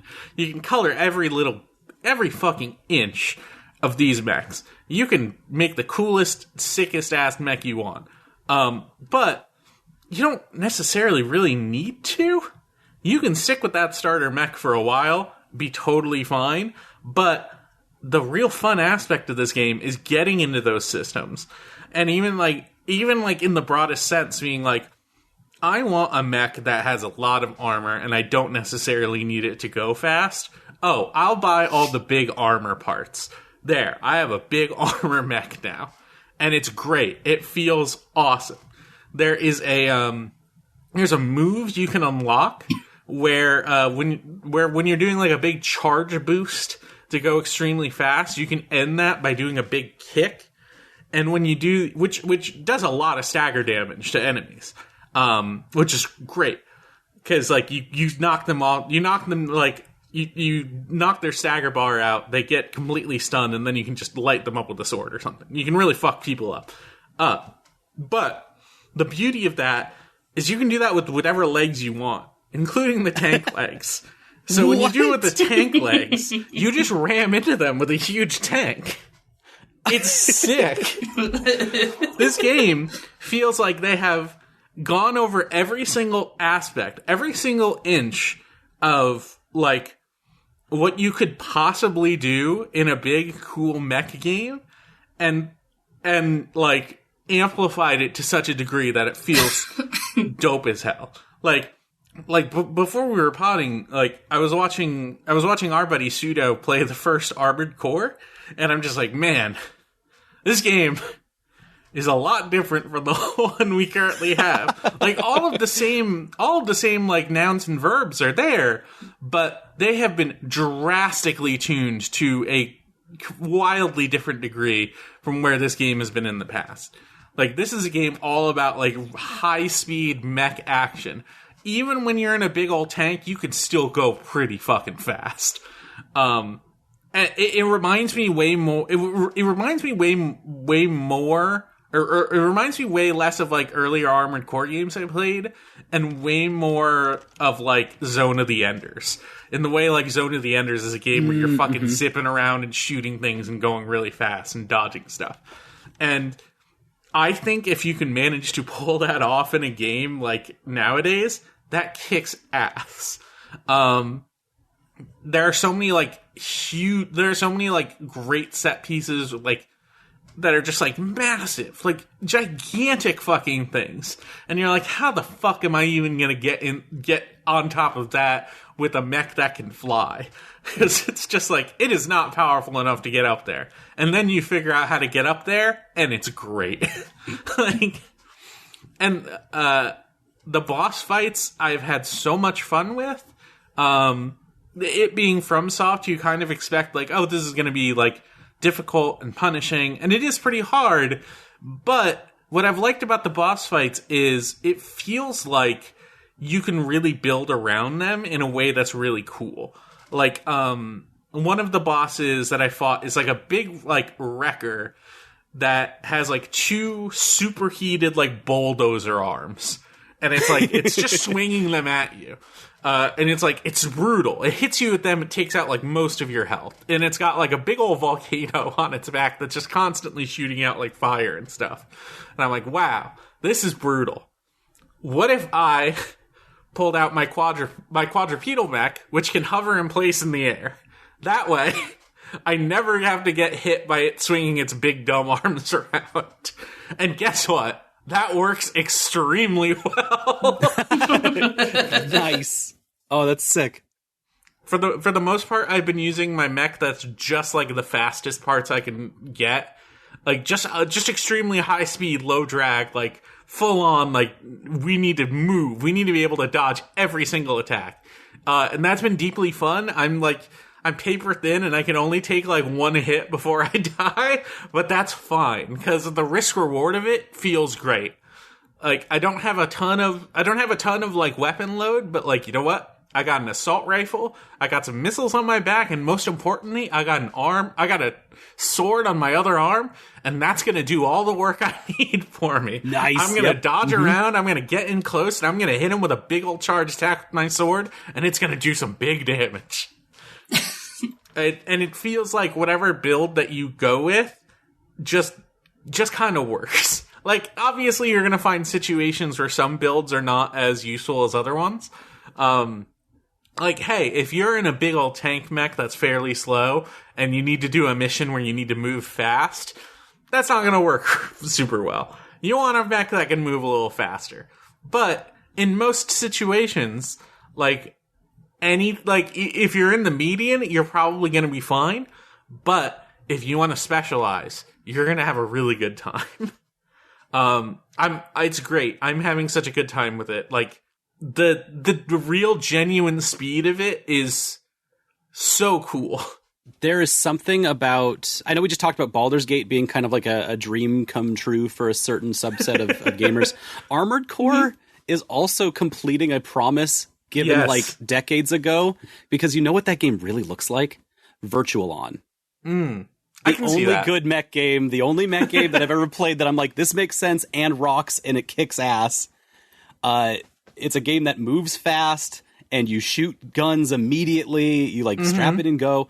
The thing that caught me about Armored Core 6 that I did not think that FromSoft was capable of was that it actually holds back on a lot of your equipment. It like, you unlock it over time so that you actually learn the basic systems before they like throw you in the deep end of simulation type stuff. Well, they do that with like Souls games too. Like, that's what I'm thinking about too, is like, oh, this is kind of like Sekiro's design, where Sekiro gives you more and more options modularly over time instead of throwing you into the deep end of like this intense combat system. Right. And that is not necessarily how mech games usually go. I've played multiple mech games that I spin off of immediately because I'm just overwhelmed in options. Yeah, it's very, I could easily see people, that's the thing that I kind of want to stress about this, is like, this game feels so much more accessible than I think it has any right to be. Like, not only does the control scheme, like, really natural, and not only does it move, like, super fast in a way that's very, I think it'd be very appealing to a lot of a lot of people who don't play games like this. But also, like, the way you're upgrading, the way you're getting new stuff, and the way you're, like, kind of messing around, all of it feels supernatural. And like, even if you never want to mess with those systems, I think you're still going to have a totally fine time. Like, there's no parts that you get that are, like, a flat upgrade. And at some point, it feels like the mech parts, aside from things that are, like, very drastically different from what you can get, like there's a huge like swath of difference between like large mech parts, medium mech parts, and light mech parts. But when you get to a point, it sort of feels like, okay, I know what type of mech I want. I know I want like a medium-sized mech. I know I want like a heavy-sized mech. It's more about, okay, how do I want this to look? Which is really important. Yep. Or if you're like, okay, I need the slightest bit more energy output. I can swap these arms for these arms, take like a slight debuff in this thing, but I'll have enough energy output to put on all the weapons that I want. Which is like, that's where that stuff feels really cool. This game's really cool. I'm having such a good time with it. Like, it's such a shame that it came out so well. Baldur's Gate was out like 2 weeks ago or something. I should have had plenty of time to play that, but I didn't. Turns out that game's massive and really good. Yeah. And you want to take time with it. and I want to play both of them so badly. But I'm focusing way more on Armored Core, because Armored Core gives you that real solid, immediate, like, adrenaline rush. It also helps that, like, all the missions in it are, like, super fast. Like, there are obvious bigger story missions that end in a big, massive boss fight that you can spend a lot of time on. And the boss fights are so cool. But even when you get those boss fights down and you know how those missions go, you just blast right through them. It's great. Like, it feels super awesome when you can just get in, finish a mission within like 5 minutes or something, and then just put the game down. All right, I did a quick mission, got my fill for a bit. I can go do something else, maybe come back to it. Like, I've spent a lot of time even just like grinding for a while with just like something on in the background, just because it's fun to do that. Nice, yeah. The fact that it can hit so many different like situations and still feel really good is really cool. That game also has like an online multiplayer thing, right? It did. I like briefly touched it right before the pod, and we watched a cool, I forget her name, that began with an M. We watched a girl completely sweep up a whole bunch of other mechs with a dual shotgun build. That was super cool. She kicked everyone's ass. But I left before I even had a chance to get into a fight in that lobby because we were about to pod. So I haven't had a chance to actually battle other people, but I imagine it's not too much different from the like actual AC versus AC arena fights you can do. Because like I imagine there's going to be aspects of this that people are eventually going to fine tune to make multiplayer, like, to optimize multiplayer, you know? But in the meantime, I can also see it feeling like people, like, the arena fights probably aren't that much different from the actual online multiplayer. And that's what's exciting. I also just like the arena. They're the classic Armored Core arena of, hey, let's just show you a whole bunch of different guys. Which is such a... It's such a good system, because not only does it, like, intimately build out the world and give you a whole bunch of characters to hold on to, but it also shows you a whole bunch of different mech builds you could do if you wanted to try. Oh, that's so smart. Yes. Yep. It's great. It's great. It's such a good system. I'm very excited to get back into it and start flying around again. I have like 4 mechs right now. I have my high speed mech. I have my big tank mech, I have my quadrupedal mech, and I just built like a medium weight mech that is using a whole bunch of parts that make it look like a big old like builder mech that look super silly. It has like a, what's that kind of mask called that you wear whenever you're like welding? Is it just a welding mask? Yeah, welder's mask, yeah. Yeah, it has a face that looks like that, and that's really cool. I am trying to think... Because Armored Core has a very different pace from Baldur's Gate, do you think there's a way you could play them both at the same time? Probably, but I don't have the time. I feel like that's the answer for you, Scott. I think that's the way. Well, so I got gotcha games I gotta play, man. Ooh. Can you fit them all in? I feel like you could do all 3 at once. I don't know, man. I don't know. The gotcha Baldur's game Gate doesn't I play... have loading screens, huh? The gacha game I play, War of the Visions, Final Fantasy Brave Exvius, the Final Fantasy Tactics gacha game, is currently doing, for this week only, 4 different limited time events that are happening simultaneously. That's too many. And they're all brand new. So it's pissing me the fuck off. You guys put this out Armored Core weekend. What is your problem? Armored Core and All-In weekend. What the fuck is wrong with you? Scott, the world is giving you everything it possibly could all at the same time. How does it feel? It's not great, because those events are going to go away, and I want the stuff from them. Can you play the gacha games while you're watching wrestling? I can do some, but not all of them. Because some of them But are that's during his... We've already planned out the Baldur's Gate Armored Core dual play that he's got to do at the same time while watching wrestling. It's lowest with wrestling priority. On a third screen, elevated. I can't do that. I can't do this. How am I going to tweet about wrestling if I'm playing a gacha game? What do you tell me that, huh? Very carefully. You play the gacha game in between tweeting about wrestling. Of course.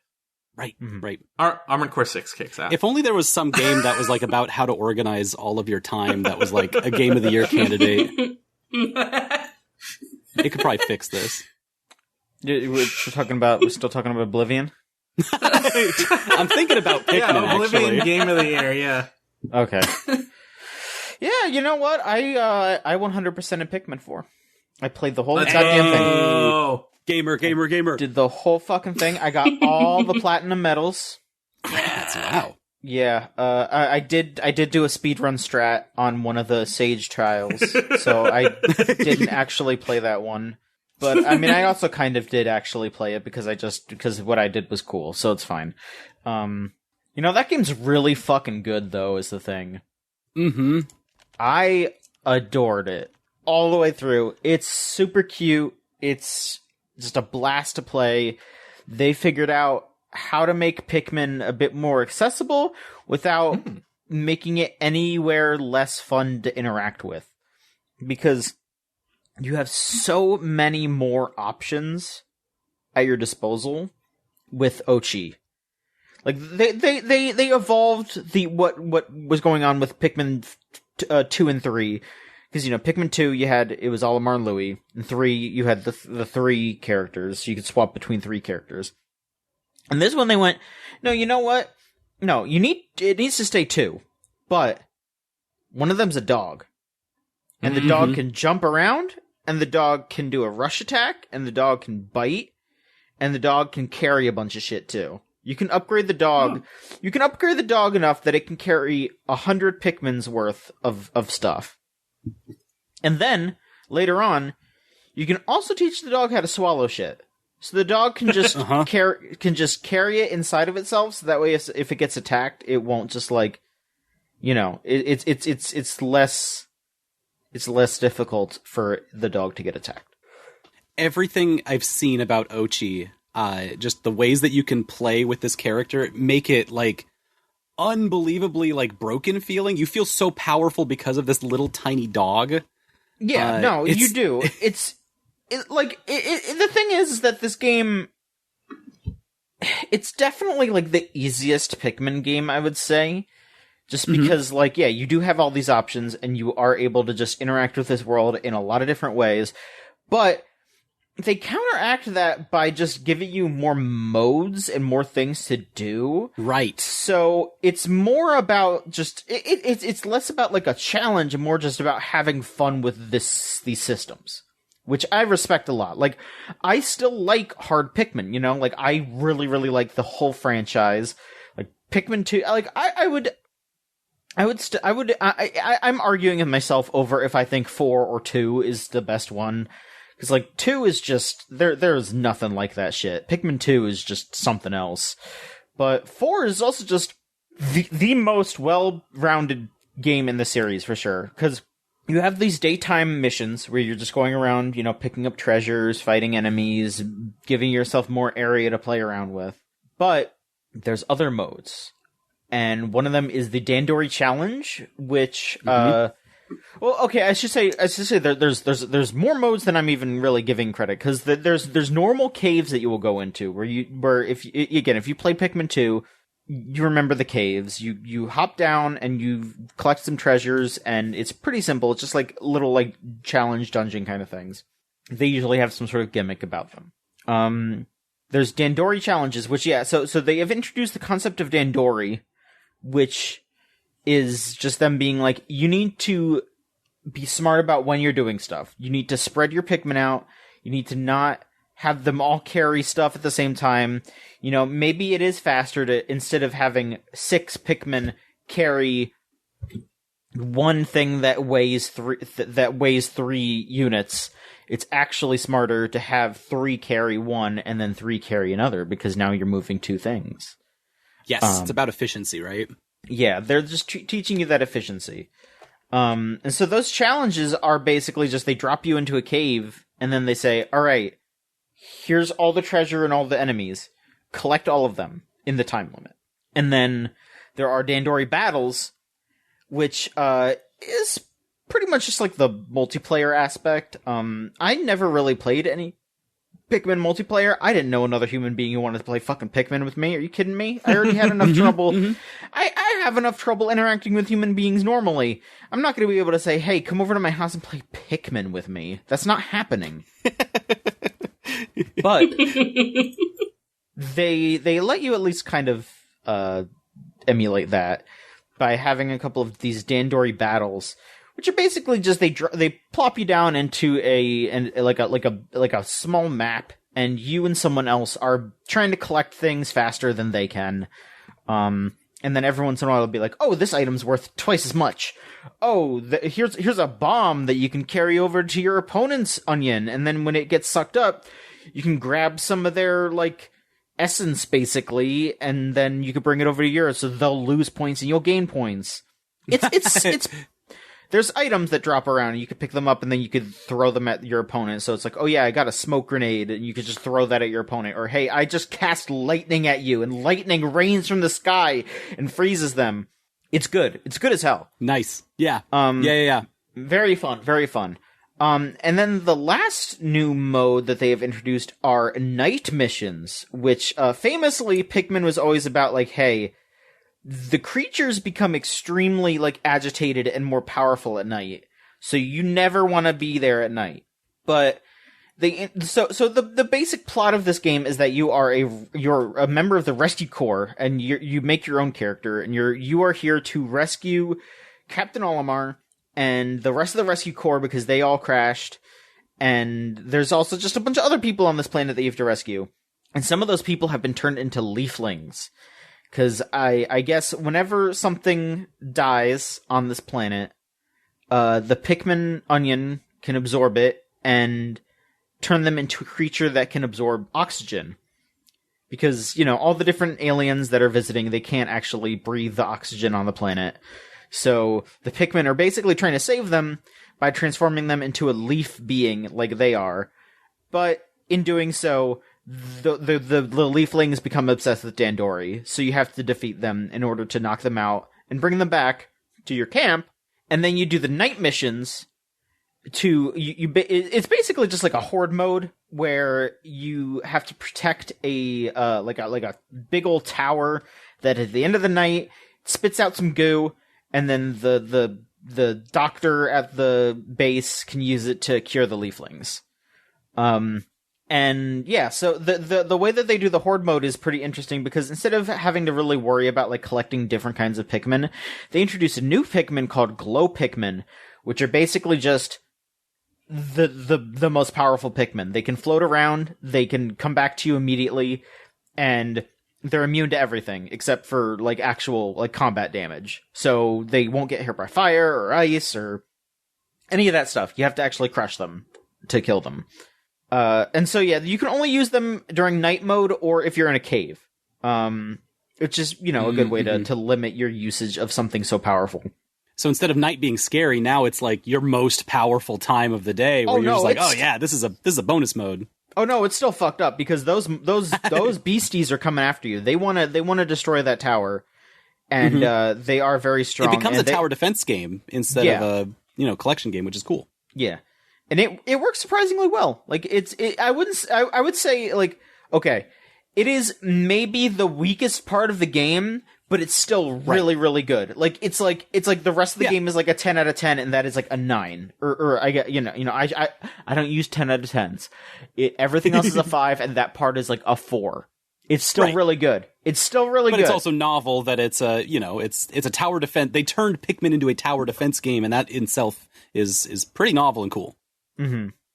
Everything about it, I'm marveled by the design of this game for a lot of reasons. I'll go into it because the design philosophies inside of the entire Pikmin franchise should be studied. It is incredible. John, have you done any Dandori in your real life after playing this? I mean, have you done the Pikmin 4 walk where you start trying to organize your life as efficiently as possible? Because I've heard this happening to people. That hasn't really happened to me, honestly. No. Yeah. Maybe in the future, once I'm doing more things that I give a shit about. But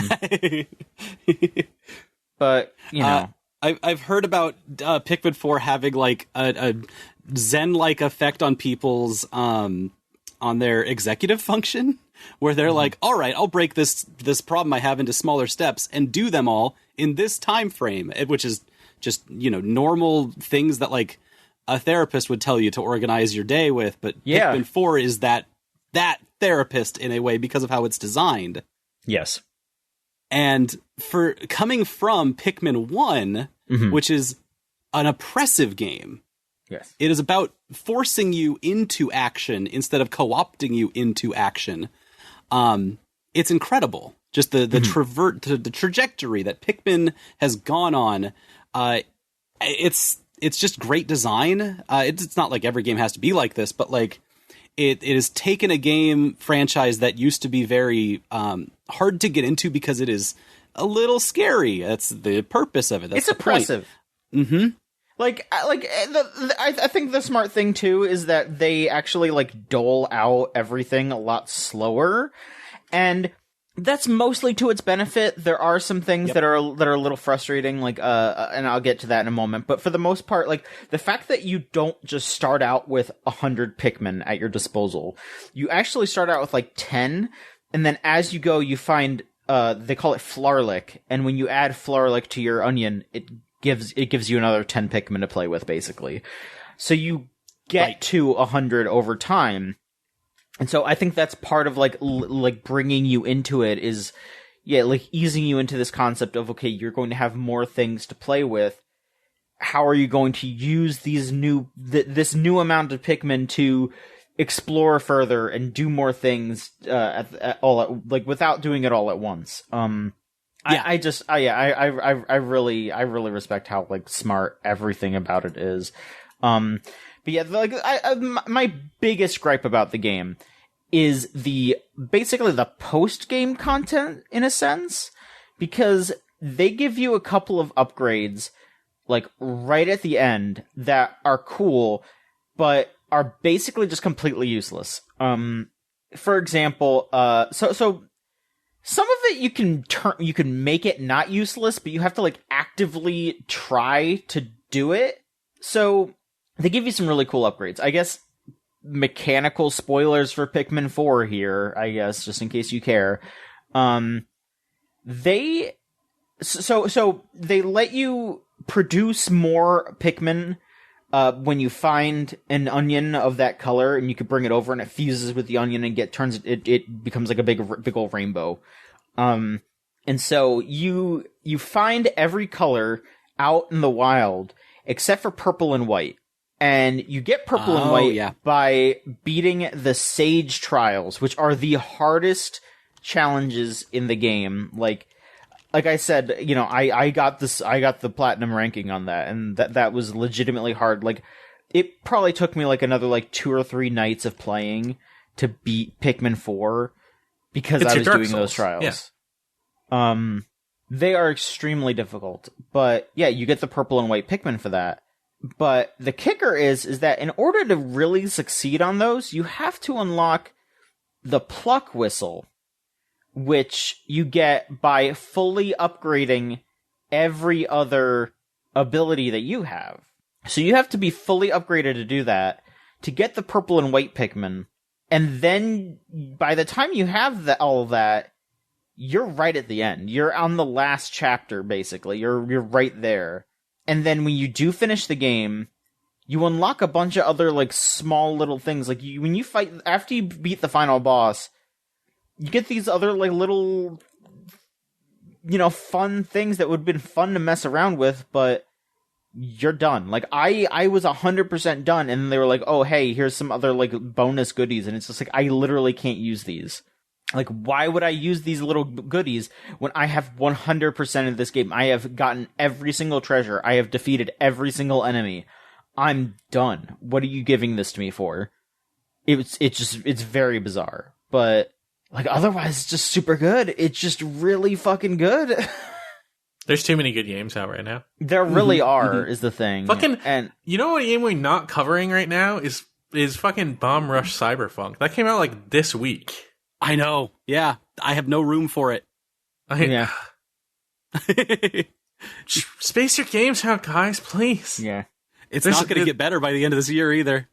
Because Final Fantasy 16 came out before, and Final Fantasy 7 is coming out later this year. Wait, did I get that wrong again? Let me look. I think it got delayed to next year. Yes, that sounds right. There's a thing that I've been thinking about for end of the year type things, and I don't know who comes out on top on this, but like between Ochi and Torgal and 808 from Hi-Fi Rush, there's some damn good animals in these games right now. They're like the things that are giving me so much life. And so I'm like, God, who's the best pet out of all three of these? Because they're all so good. But I think it's Ochi. I think it's Ochi. Ochi is unbelievably like helpful and calming so much. And like in a game that does things to rewire your brain, Ochi is there like pleading with you to help rewire your brain with you. It's they put drugs in Pikmin 4 that make it real good. They do. They do. And that drug is called Ochi. I do like Torgal a lot, but I know. Torgal's really good, but it sounds to me like Oshi's like way more like active force than Torgal.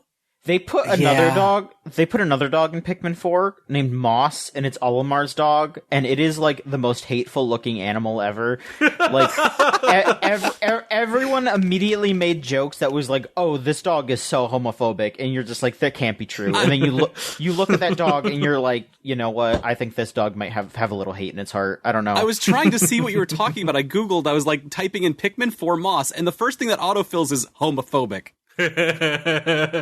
What did this dog do? It's just the way it looks, I guess. I don't know. You know how there's that. I think it's this like joke that people have where it's like gay people have homophobic pets because everyone's like, oh, Olimar and Louis are fucking, and so Moss is like looking at him like all side-eyed, like, damn, that's crazy. I don't know. I mean, I don't approve of Olimar and Louis hooking up, not because of any sort of sexuality thing, but just because I don't think Louis deserves any form of affection after all that shit he pulled, so that's just my belief. I didn't know this would come out of Pikmin 4. But yeah, this dog's homophobic. Pikmin 4 has like gotten like a lot of meme kind of stuff happening, and it's crazy. Like in the run up to that game's release, there were a bunch of people like you know, there's that like Times Square thing where you could spend like $40 to show something for like 15 seconds, and people were doing that like crazy for Pikmin 4. Like they were just like, please, we need Pikmin 4 to sell a pick million copies, and I mean, I guess it did, but I don't know. I think it's kind of silly that they were like viral marketing. They were trying to viral market for a Nintendo game, but like, I don't know. They were doing it by like putting videos up there of Olimar and the Pikmin doing Gangnam Style. So I don't fucking know. Baldur's Gate also had that like very viral aspect to it in the sense of like people were just posting pictures of these characters being like baby doll, and it worked so well because it's like. You see them out of context and you're like, okay, whatever. And then, but like that also draws in a lot of people who then also get to see the baby doll aspect of it. Mm-hmm. And when I went in with no, like even seeing the baby doll stuff and not being like particularly swayed by it, I still saw those characters and went, oh, they are baby doll. That's just true. No one was lying to me. My gut instinct when I hear about this with Pikmin is like, oh yes, the Splatoon community has really come together on this. But now, because of Franny earlier in this episode, I am wizened. I know, no, this is the Call of Duty effect. I'm really educated and experienced in the Call of Duty effect now.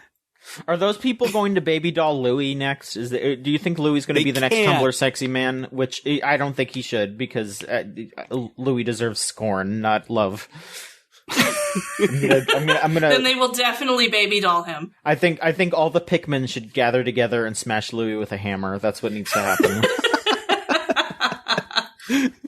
He is such a fucking bastard in this game. Oh my god.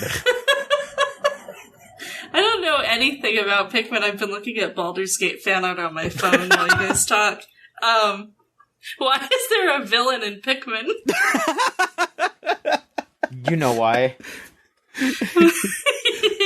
So the Louis thing is that Louis is incompetent, and the cause of all of the issues throughout like Pikmin 2 and 3 is so like anytime Olimar is having a problem, it's Louis that caused it. Oh, okay. Because of his just it's raging incompetence. The ire of the klutz. Mm-hmm. Yeah, I was... I got it. I mean, I was having a conversation with some folks at work, and it made me think about, like... It made me think about some stuff, because some people on Twitter were like, you know, you see a lot of people who are, like, fans of Bowser and Ganondorf and stuff like that. You know, like, you see people who like the big Nintendo baddies, but nobody likes Louis. Everyone's always talking shit about Louis. And, like, I thought about it for a bit, and I was like, it's honestly, it's because, like, Louis is a more realistic villain in the fact that, like, none of us are ever going, like, there's a very, very low chance of us having to fight a giant turtle to rescue a princess. But all of us have had some shithead at our job fuck everything up, and we've had to clean it up. Like, that is... everyone's had to go through that, and that is Louis. Louis is just that, but he does it over and over again, and he doesn't give a fuck that he did it, and he keeps getting away with it. And we all... Oh, yeah. Louis is the kind of villain that's like a bad roommate who like unplugs your fish tank filter to like turn on his rock tumbler, but doesn't tell you. And then when you find out, he lies and says someone else did it. Like, that's Louis. Yeah. He's a shit heel. Like Louis the same, in the same vein, I think, as Porky in Earthbound Mother. Because Porky is that shitty kid that your parents like made you play with because, you know, they were in this, your parents and his parents are in the same PTA or whatever, and he's just such a little shit, and he would break stuff and blame you and all that kind of stuff. Like, that's Porky. And I mean, obviously they build on that a lot because he eventually like summons the devil and then becomes capitalism incarnate, and, you know, et cetera. But yeah, dude, I would love to throw that kid in the absolutely safe capsule and have him shut up forever. Like, that would be great. But, you know, you can't do that. But you can in Mother 3. But then I mean, there is some relief in the Mother series, but there is none in Pikmin because Olimar is constantly going, oh, you know, Louis doesn't mean it. He's a good guy. He's just a little off, but he's fine, even though he's like actively trained to kill people, basically. Like, it's like, okay, right, Olimar. Thank you. Pikmin. Okay. I've learned so much. Okay, I'm gonna say, Franny, let's hear a little bit from you about something that you want to talk about. Okay. And then we can, because I know we're already at 2 hours. I want to touch on a little bit more news, and then we can wrap this up. Is that all right with y'all? Yes, absolutely. Okay. All right, go for it, Franny. I can hit. I'll part the curtain a little bit for you guys. I wrote notes because I have a tendency to ramble. No, that's great. So I can actually get through this real quick. So other than Baldur's Gate, I played recently a game called Decarnation. Mm-hmm. It's a 2D adventure horror game. Mm-hmm. It's set in like 90s Paris. It's about a cabaret dancer who's losing everything, and she's offered a too good to be true opportunity, which leads to, this happens pretty early, so I don't know if it's like a spoiler, which leads to like this imprisonment situation that then leads into this like journey of coping and gathering strength to both endure this situation and overcome it. So it's like very psyche based, you know, like that's the stage you're in. It's really beautifully surreal. It's got like shades of that kind of vivid maximalist chaos, like the crazy scenes in Paprika by Satoshi Kon. Mm-hmm. Shit like that, with a lot of intense body horror and like striking visual metaphor. Yeah. It deals with really mature themes out the gate, a lot of like complicated emotions. And like a lot of it like made me cringe, not in like an embarrassment way, but like a really like visceral empathy kind of way. Mm-hmm. Because it's like very real. They just tackle the situation that she's in and like how that would actually play out for a lot of people. The only thing I didn't like about it was like mostly not quite walk and talk. There's like elements of like puzzles and stuff like that in this big visual metaphor. But there were little like QTE event sort of things or like avoid enemy encounters that just felt like in really stark contrast to kind of the tone and the style of the rest of the game, which is, like I said, kind of more like walk and talk and puzzle solving. So I think maybe, I don't know, that other than that, it's like incredibly beautiful. It's really deep. It's got like a gorgeous soundtrack, a good story. I looked up the cover of this game, Decarnation, and the cover art looks like RPG's like secret final boss. Yeah. It's such good energy. Yeah, it is. Incredible. It's very good. It's like a cool 6 hours. Like it's a nice little story. It's just visually stunning. Oh, it looks gorgeous. Every screenshot of it is just fabulous. I eat it up. Yeah, I went and watched the trailer just now, and it seems great. Yes, I would recommend that. I also, the very second thing that showed up was the gamer put a review out that says, surreal, but not much of a game, which makes me know immediately, since the gamer wrote this isn't much of a game, that this is going to be good shit. Yeah. It's funny. I find myself playing a lot of games that gamers would not call games, and I'm like, what are we doing here? Yeah, what are you doing, the gamer? I'm playing it. What more do you fucking want? It's a good one. This is a good one. That was it's just such a good telling thing. It's like, oh yeah, this is gonna have legs to it. Just reading Steam reviews and seeing so many people compare it to like Perfect Blue or Misery or like David Lynch stuff, it's like, you know what?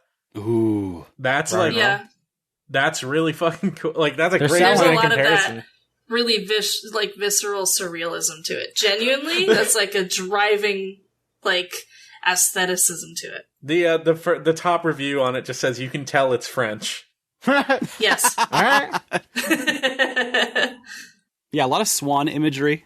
So I'm like, oh yeah, this is a ballet. This is a ballet inspired game. There you go. All right. New stuff. Did we talk about the Bioware stuff? Did we skip over that?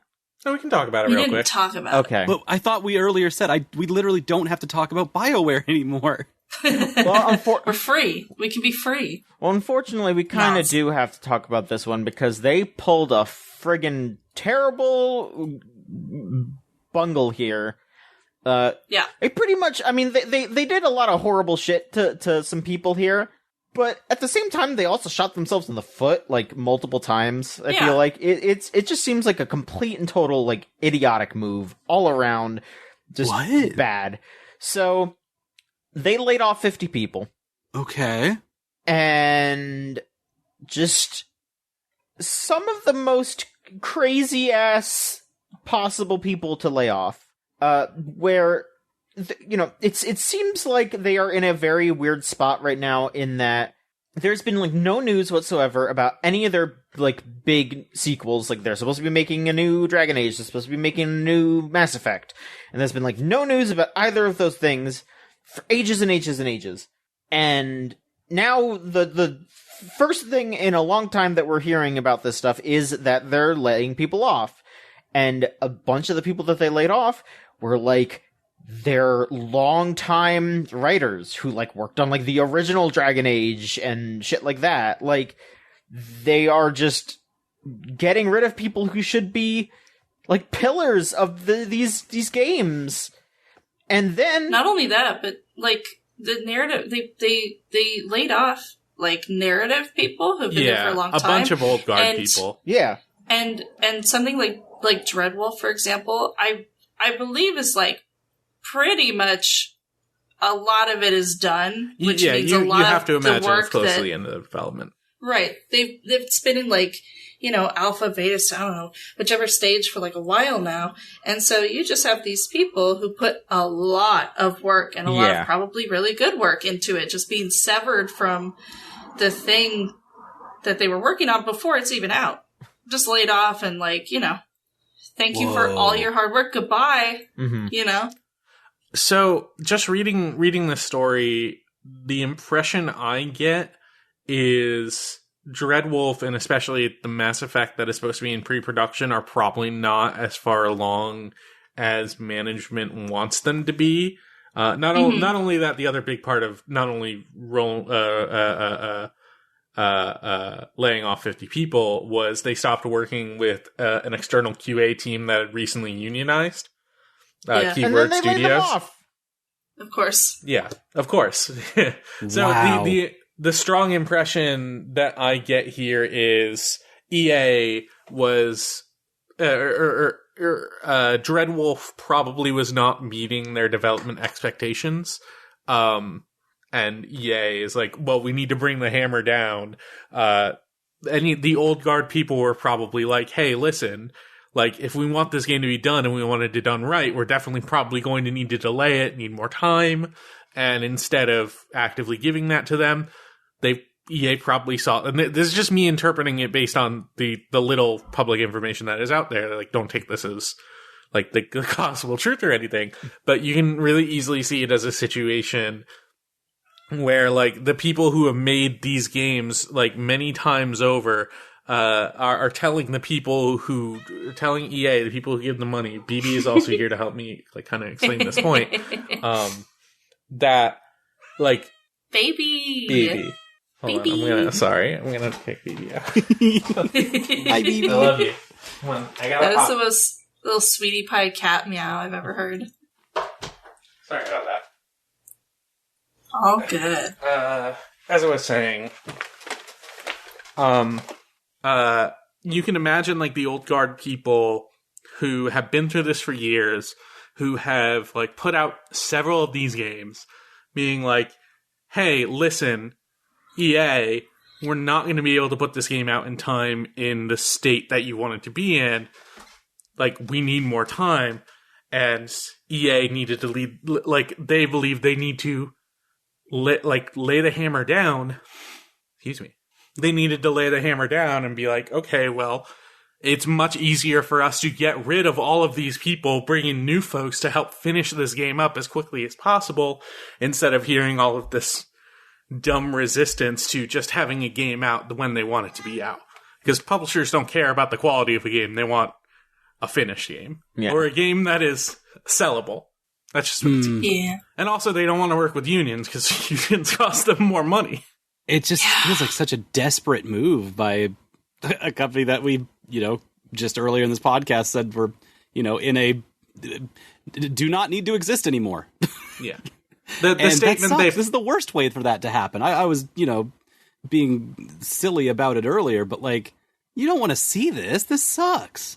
No. The statement they put out about wanting to be a more agile and wanting it to be a more agile and focused studio is super telling of how they feel, what they feel about their games and how they actively want this sort of development to go. And I bet it probably sucks to work there. Like, yeah. I wouldn't want to be under that kind of scrutiny. No. Like, say what you will about Bioware games and quote-unquote Bioware magic, but, they have a style of game that they have been making and selling for a long time that has been very successful for them, sans Anthem. Right. And, like, the fact that that studio has basically been gutted, like it had 250 people and they laid off 50 people, a lot of them being people who have been there for ages. Like, yep. A lot of people who contributed to the best parts of their games. Yeah, exactly. It's very telling about their priorities as a publisher. Are they like trying to package up to shove off? But they're also owned by EA, so why would they? I don't know. What they're probably going to do is they're going to hire fucking fresh kids out of college to do the work for much cheaper. At low rates, and yeah. Baldur's Gate 3 came out and they couldn't take the smoke. They choked on it. Honestly, that wouldn't surprise me. Like, that kind of thing obviously coming out and being such, like, notable public competition for them, it would not surprise me if that was like part of their decision-making process. Yeah, it's fucking crazy out there right now. But hopefully all those folks find new positions, and Dragon Age fans stay strong. They are starving. The next big news article from this past week, y'all. Charles Martinet is retiring from playing Super Mario. Yeah. He's done. Good for him. This all seems kind of wild. Cause it does. Obviously I'm not gonna assume anything, but Nintendo has said something like, this is due to a variety of factors and not just like, oh hey, he's done. And I know that there was like a little bit of a stir up when Chris Pratt was announced as, the voice of Mario in the movie. There was, some people in the voice acting community basically saying like, yeah, like Charles wants to do this. Like he would love to just be Mario in the movie. Like, why don't they just do it? So who knows? Maybe there was some like anger but we can't really assume anything, especially because now he's still doing it. He's still doing the role of Mario ambassador. Apparently, he is still doing some strange stuff. Nebulous position. Not quite sure what that means, other than he's going to handle some diplomatic things with regards to Mario, whether or not he has to handle the affairs of the Mushroom Kingdom. Yeah. A lot of people want to assume that there's probably some wild drama that went on, but also he's a 67-year-old man who's been playing this role for years and is like probably tired. It's probably what is really going on, is he just like is ready to retire, which makes a lot more sense than anything else. And it's a way more amicable situation, I think, than any other time a big studio has gotten rid of a notable VA. I mean, yeah, that's true. And I mean, like, even if there was frustrations, it could have just been like, he could have just been like, yeah, dude, I'm getting up in years, and I genuinely don't. I believe there's probably not much frustration involved between them at all. Like, sure. I bet Martinet really wanted to play Mario in the Mario movie, but like, I don't think that was like the end all be all. Sure, he probably it's still his character that he's eponymous with. It's never going to change. Yeah. I will say on the tweet that was put out by Nintendo of America where they announced this, there are some proposed community notes. The tweet does say that Charles Martinet has been the original voice of Mario in Nintendo games for a long time, as far back as Super Mario 64. And the top proposed community tweet, which is not posted, this is just in the back end, that is currently rated as not helpful, is... This post claims Charles' first role was in Super Mario 64, which isn't true. His voice was first heard in Mario Teaches Typing. So, eat shit, Nintendo. You know what? Here's the thing. Yeah, I think that is considered not helpful because that's not true. I think he was. I'm pretty sure he was in that Mario's like fun tabletop games PC game where you could play Go Fish with him. I think he was Mario in that earlier. So there you go. Oh shit. Yeah. That's why it was rated on not helpful, because it's just not true. Anyway, for real though, Charles Martinet is an incredibly talented voice actor. Like even if we're ignoring all the Mario stuff that he has done, like dude fucking killed it in Dragon Ball Super Superhero. Like, he's really good in that movie. I mean, he's in Skyrim. We're talking about fucking Skyrim. He's one of the dragons in Skyrim. Like, yeah. Like, he's a super talented dude. And, he basically created that character. Like Mario, like, Shigeru Miyamoto drew that picture of Mario, and they did what they did with him gameplay-wise. But that fucking voice... The way that he responds to the world, when you think of Mario, you think of what Charles Martinet did with that character. Absolutely. Yeah. Yep. Yeah, fantastic. Nothing is going to take away the lifetime's work he's done playing as Mario. Absolutely. I think it's the right call for Nintendo to give him this ambassador role, just because keep him close by and don't let him get famous doing any other jobs, because he'll probably crush those roles. Yeah, let's have him show up in fucking Jak and Daxter 4. That'll kill him. Exactly. Yeah. That would be Nintendo's worst fear. Would be all right, thanks for being Mario, bye. And then he picks up a role somewhere else, and everyone's like, oh god, that's Mario in this other video game. So the recasting has already happened, because he will not be playing Mario in Super Mario Wonder, and that's coming out in like a month. Oh my god! Is it? Ugh. Yeah. the riches we are being squelched October under. 20th. It's a burden for you people. Yeah, 2 months. Jesus. Yeah, in 2 months. In 2 months. And he also played Wario. There's that new WarioWare game. He's also not in that. So they recast Wario. I don't know if they're gonna have one dude playing all those characters like before, or if they hired a bunch of people to be all the I don't know. But yeah, we're gonna hear. I mean, yeah, you take that one guy out, you suddenly have 4 open jobs. So you do is a thing, because he was Mario, Luigi, Wario, and Waluigi, and then all the baby forms and a couple of other things. But yeah, no, I mean, we'll see how it goes. I mean, the thing is though is that it doesn't really seem like they got someone who was that different. People were like, Wario sounds a little off in this trailer, but no one was going oh my god, Charles Martinet got replaced. They were just what's up with that? And, in Mario Wonder, nobody even noticed at all, when there are, sound clips of Mario doing wahoos and yippies and all that shit. And, on retro... Well, once he starts getting into dialogue, you'll really start to see maybe, Mario's dialogue trees. section. Yeah. Yeah. But but seriously, if you do go back and listen to it, on retrospect, you can tell it is someone else. But when we were watching that trailers, that were that didn't cross my mind at all. So yeah, I don't think it's going to be too different. It's going to be it might be a little weird, but yeah, they probably just went out there and said, hey, who can be Mario? All right, you can do it. There you go. You know what? When Pratt did his Wahoo, it was soulless, but it sounded like it. Yeah. Anyone can do a Mario. I think this is what I'm... everyone's got a little Mario. Everyone's got a little Luigi. It's Wario that's the hard one. Yeah. Not everyone can... Like Charles Martinet's Wario is very specific. Mm-hmm. Everyone can do a baby Mario and a baby Luigi. That's pretty good. That was a good one. Wahoo! No, that's bad. Sorry. Let's move on.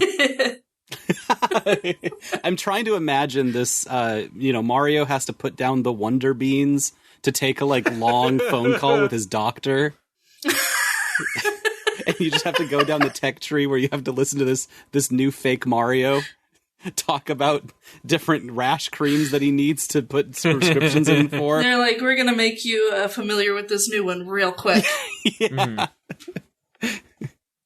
Speaking of the Nintendo Switch, y'all, the Nintendo Switch is about to run way worse than ever before. Say it right. I'm so excited. Denuvo is coming to Switch, baby. Yes! Fucking go! The killer app. The literal killer app, because it will make your Switch a brick, probably. Yeah, they're saying that they are going to have some form of tech that will block Switch games from being able to be played on emulators, which is most likely completely untrue, because the thing with Denuvo is that the only people that it punishes are the people who don't pirate. Because every single time a Denuvo game comes out, it is just the people who hack shit to put it up on the pirate sites, remove the Denuvo, and then everyone else has to deal with Denuvo for 2 months before it gets patched out. And the 3 people who can hack Denuvo. Yeah, and it's just it just sucks ass. It's just bad. So yeah, I bet Nintendo is probably pretty desperate, especially how prevalent Tears of the Kingdom piracy was. Like, oh god, yeah. I get it in a sense. I don't. But, like, it's not gonna work, guys. It's not gonna work. Don't do it. It's not gonna work. It's just gonna punish the normal people. It's just gonna make their games run poorly for like 2 months, and then success. The transphobe who's doing the sick sexual domination of all of her followers is gonna crack it in like a minute or something. Yeah. Or her main competition, which is a trans girl. The other main person just does Madden games. No, it's a football manager. Those are the three. Yeah. Right, yeah. Specifically football manager. Yeah, it's just some dude who does football manager, and then there's just the trans rights battle of the century. Between hacking Denuvo? I guess so, yeah. Wow. You haven't heard of the crazy Denuvo transphobe? She's quite the character. Yeah.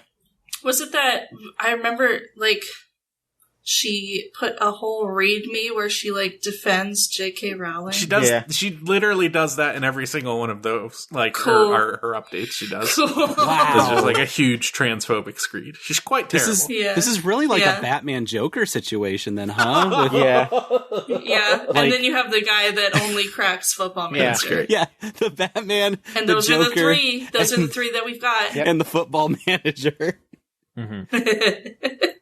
Love it. In a way. I didn't know that there was, only 3 people that crack Denuvo regularly. Yeah. And they have this, like, intense rivalry. I mean, the thing is that, like, because basically what it was that, like, the transphobic lady was just doing it, and so nobody really, like, cared because she would just do it and it would be done, but then everyone was just kind of like, man, it sucks that we have to put up with this stupid transphobic lady who's cracking this because, like, she's just doing this and we don't care, but, like, she sucks. And so then I guess just some trans girls just like, okay, hey, I'll do it too. And then it seems like the other major person doesn't have that much of an online presence, which is good. Yeah. But it's sort of, I don't know how much she's doing it like in spite of the other person, or it's just something she's good at. Just for funsies. Yeah, I would just guess that it's got some spite to it because, again, like I said, like the transphobic lady was doing all of it, and like it was just like everyone was just kind of putting up with it because they were just like, well, we're stealing games, who gives a shit? It's not like we're paying her or anything. Which, like, I guess I get it, but what a mythological story. Yeah, there are 3 kinds of programmers, and they are all stuck on the same Mastodon instance, and they hate each other. Because the football manager guy's probably just like, can you two keep it down over there? I'm trying to keep track of my scores. Like, just... Yeah. He's football won't manage itself. He's just doing the, I just want to grill for God's sake shit over there. Yeah. The 3 people with the skeleton key and one of them just doesn't care. It's great. Yeah, it's very funny. But yeah, there's that. Let's see here. Some other quick stuff here. There's a new Pokemon, everybody. They revealed new Pokemon. Damn. Again? Yes. This isn't a thing that you found in your sleep? Not yet. I mean, who knows? Maybe they will add it to Pokemon Sleep in the future. But we have Poltergeist, who is the new convergent evolution of Sinistea, where it is based off of Japanese tea ceremonies. And this is all part of the hidden treasure of Area Zero DLC that's coming. Yeah, it's going to be in the. I think it's going to be in the first expansion. So the mask one. I'll be honest. I thought you meant like a new Pokemon game, and I was really like, I can't keep doing this. Point. No. Yeah. This is cute. It's kind of wild to me. I've played through Scarlet and Violet, and I thought it was fine. I didn't really have the best time with it. And anytime DLC comes out for any of these main series Pokemon games, I always skip them because they just, put more little guys in there that aren't going to show up in the next game. I do not care. You know what I do care about, though? All of the YouTube videos they put out around this that have way more things that are going on. Their Poltergeist like hype video is is this like the haunting tale of Poltergeist. Yeah, it's like got this like Sumi art style, and it's all like hand painted, and it's incredible. It's really good. The animation that they put together across their entire Pokemon YouTube channel is like amazing stuff. It just grips at your heartstrings, and it just always makes me go, "Hey, video game, what's your problem?" Yeah. Everyone else is doing their best out here for you. Oh, this shit's I that DLC's coming out in like 2 weeks too. Goddamn. I gotta be ready for that. Yeah. Pretty stoked about that, honestly, because hey, guess what? I'm glad the Nintendo people will have something to do while the rest of all of gaming is doing these big games. That's gonna be me, baby. You know it. Like, Space Oblivion, Baldur's Gate, Armored Core. These are not for the Nintendo gamers. They've got. I wrapped up Pikmin 4, and now I'm playing fucking Xenosaga, bitch. That's what I'm doing. There you go. Wow. Right? Yeah. Who gives a shit? No, about Nintendo fucking... knows. Yeah. They've got to pick you up right now. Don't, or I'll cry. God. And finally, to round this off, hey, do you remember that really stupid thing that PlayStation announced a while back that they were like, we have a new handheld? You gotta be way more specific. Yes! We have a new handheld, and then they talked more about it, and it was like, oh no, this fucking sucks. Well, guess what? It sucks even more. The Vita's back, baby. No, it's not. I wish it was. This is the PlayStation Portal, which is the remote-only device that lets you play your PS5 games on it, even though you could basically just do that over your phone if you really wanted to. Okay. And it is $200. And it just looks like a tablet screen with a PS5 controller stapled onto both sides of it. Yeah, it looks really bad.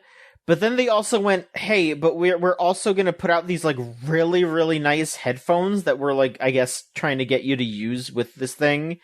And the headphones actually seem like they're, like, probably the thing to get with this announcement. Like, they have the Pulse Elite headset, which has lossless audio, a retractable boom mic, and some other stuff going on with that. And then they're also releasing wireless earbuds that just have dual microphones with AI enhanced noise rejection. I figure these are also $200 or something.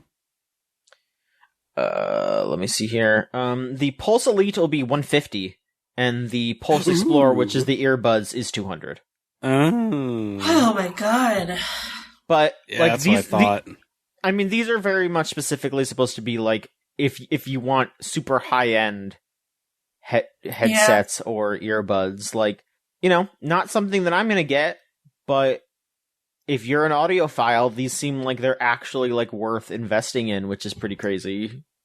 I feel like I know of no community around this. However, I feel like there is this like silent coalition of Sony warriors who just buy all these plastic peripherals and they fill their house.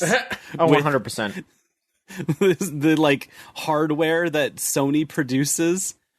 And I'm sure that they all work great, but it is really like a $200 every 3 months thing to keep up with all of these peripherals. And they never get any traction in like a wider sense, but they do exist. And, you know, you just gotta put up with them, I guess. Yeah. Well, here's the thing. I'm not going to put up with it because I'm not going to buy that thing. And I'm not going to buy any of those earbuds. I do want to buy some nice wireless earbuds, but not $200 ones, I don't think. I want a normal John, price you are not the silent Sony patriot that I am thinking of then. No, I am not. Yeah, he's an Xbox guy. No, I am not. John, can I ask you a questions? Yeah, we do have questions. If you want to send in a questions, you go to gamesline.tumblr.com/ask, and you'll sound like this. Scott, go ahead. Our question comes from Cello Buster. Cello Buster asks, have you recited the Gamer's Pledge recently? Please do so now. What? Let's see. Which of these Gamer's Pledges do we go with? Because we got quite a few. There's so many to choose from. We have the Gamer's Oath in parentheses poem. That one's exciting. Mm-hmm. We have the Gamer's Oath from the Bungie.net forums. Yeah, the Bungie forums. That's the Bungie Gamer Anthem. That one's my favorite. Maybe we could... I think I liked that one. Yeah, do we each maybe want to pick one, or, whatever we want to do? Is it the two that we got? I guess. I mean, here, I'll read the Gamer's Oath. I also have the Gamer's Pledge Twitter account, which the latest tweet from them just reads, "We are back," and that was in 2014. Yeah, there's no pledge, there's no declaration there. You gotta find the declaration. Yeah, this is the Gamer's Oath from Top Wargamer on the Bungie.net forums. I pledge my allegiance to the console and the games for which I play on it. I vow my only duty to being a team player and finishing that last match before I pass out at 5 a.m. When I play a game... My hand is over my heart.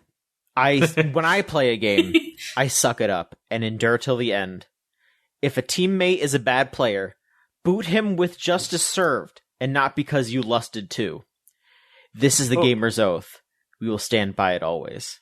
Now, I see he put 2 TOO after lusted 2, and when you read it out loud, it sounds like what Top Wargamer here is trying to imply is that you might have wanted to kick him, but you but you did so because it was the right thing after to do. You wanted it so bad. Yeah. But the way it's spelled, it sounds like you are both horny. The way it's spelled implies you are horny for this person, and you still need to boot them if they're being a bad team player. So I think I'm glad that the Gamer's Oath is open to interpretation here, and we can have such reasonable debates about it. And then I do want to point out with the one reply that I absolutely adore from a Skeleton Pack, who says, I do not pledge my allegiance to anything, be it a flag, nation, or console. That is so fucking real. Does anyone want to read the Gamer's Oath I gotcha. poem? I have a poem for you. This one is by Toast Honey, and it's on R Gaming. I wrote this poem in honor of every gamer's sacrifices. Thou shalt not risk demotion, even if it means lack of sleep. Thou shalt not miss the promotion, even if it means an M instead of an E. For the games with the boys, the PCs and the toys matter more than a test paper score. This is the oath, not a blood one, but still an oath. Not the cool one, but still an oath. Not the sick one, just an oath. By thy oath, gamers rise, through procrastination disguised, as music and games, TV shows, and animes. Thy oath we stay strong, not weak nor frail, for the night till morn is long, and there are plenty hours left to rise and fail. Join me for another, or at least a single win. Or a couple hundred losses, another win, and grin. For winning is a drug, and losing is a power-up. For school is for those who lack, and sports for school cracks. Now accept the match, you loser. We're waiting for a fifth. My mom is calling me over. Quote, you stupid piece of shit. Whoa. And then it has one reply, it has one reply 4 years ago that just says respect plus. There's something about that. There's the meter is whack. First of all, it's just untenable. I tried. I really tried to get the rhythm, but you gave it so much effort, more than it deserved. But the content of that poem definitely painted a picture of who wrote it and how and what state they were in. It was so revealing, and I think that builds some vulnerability. It's a strong pledge. From a very weak place. The second line, for the games with the boys, the PCs and the toys matter more than a test paper score is. Yes. I think that truly I think that belongs in a museum on its own. Absolutely. But I like the one after that. Obviously, it needs larger context. Mm-hmm. The one after that has that crucial repetition that's needed in a powerful speech, you know, in an effective poem. There's just an element of repeating. Still an oath. This is an oath. Yeah. In case you forgot. The gamer's This is an oath. The gamer's oath in parentheses poem. Franny, what do you got? That was it. Was there a third one? No. I've actually got something. Maybe you you'll You got shit. like this, but I'm looking at the Gamers Pledge official Twitter account, which had a stellar longevity of about 3 days total from what I'm seeing. They existed for about a week, and then you said that they had that tweet that said "We are back." That was like 3 months later, and they were not a back at all. No. No. But the first day of Twitter for the Gamers Pledge is really revealing, and I think it gives a lot, and I think it really hits.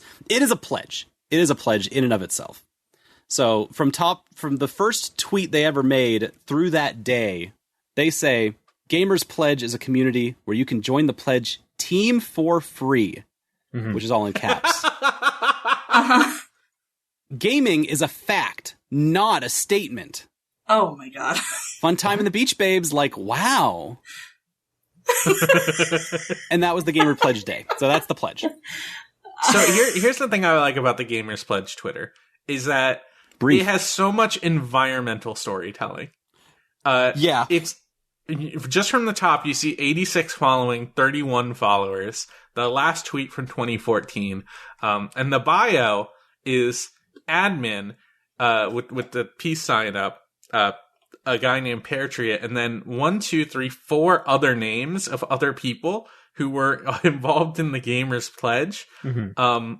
And the only one that all breaks the double digits is user DJ Molly Q, who has 137 followers. Yeah. Yep. Molly was putting in the work. One of the accounts is just straight up gone, but none of them have made a post past 2015. Wow. Fallen gamers. The last one, of course, being DJ Molly Kuehl. DJ Molly Kuehl. That's actually pretty good. That's good. No, that's good. DJ Molly Q. Their second to last post was on May 22nd, 2014. I am back. Sorry, I was not for a while. Please follow me if you want followers. And then the next post after that, on January 10th, 2015, was, sorry I was not on phone. Screen broke, just got a new one. And that's their final post.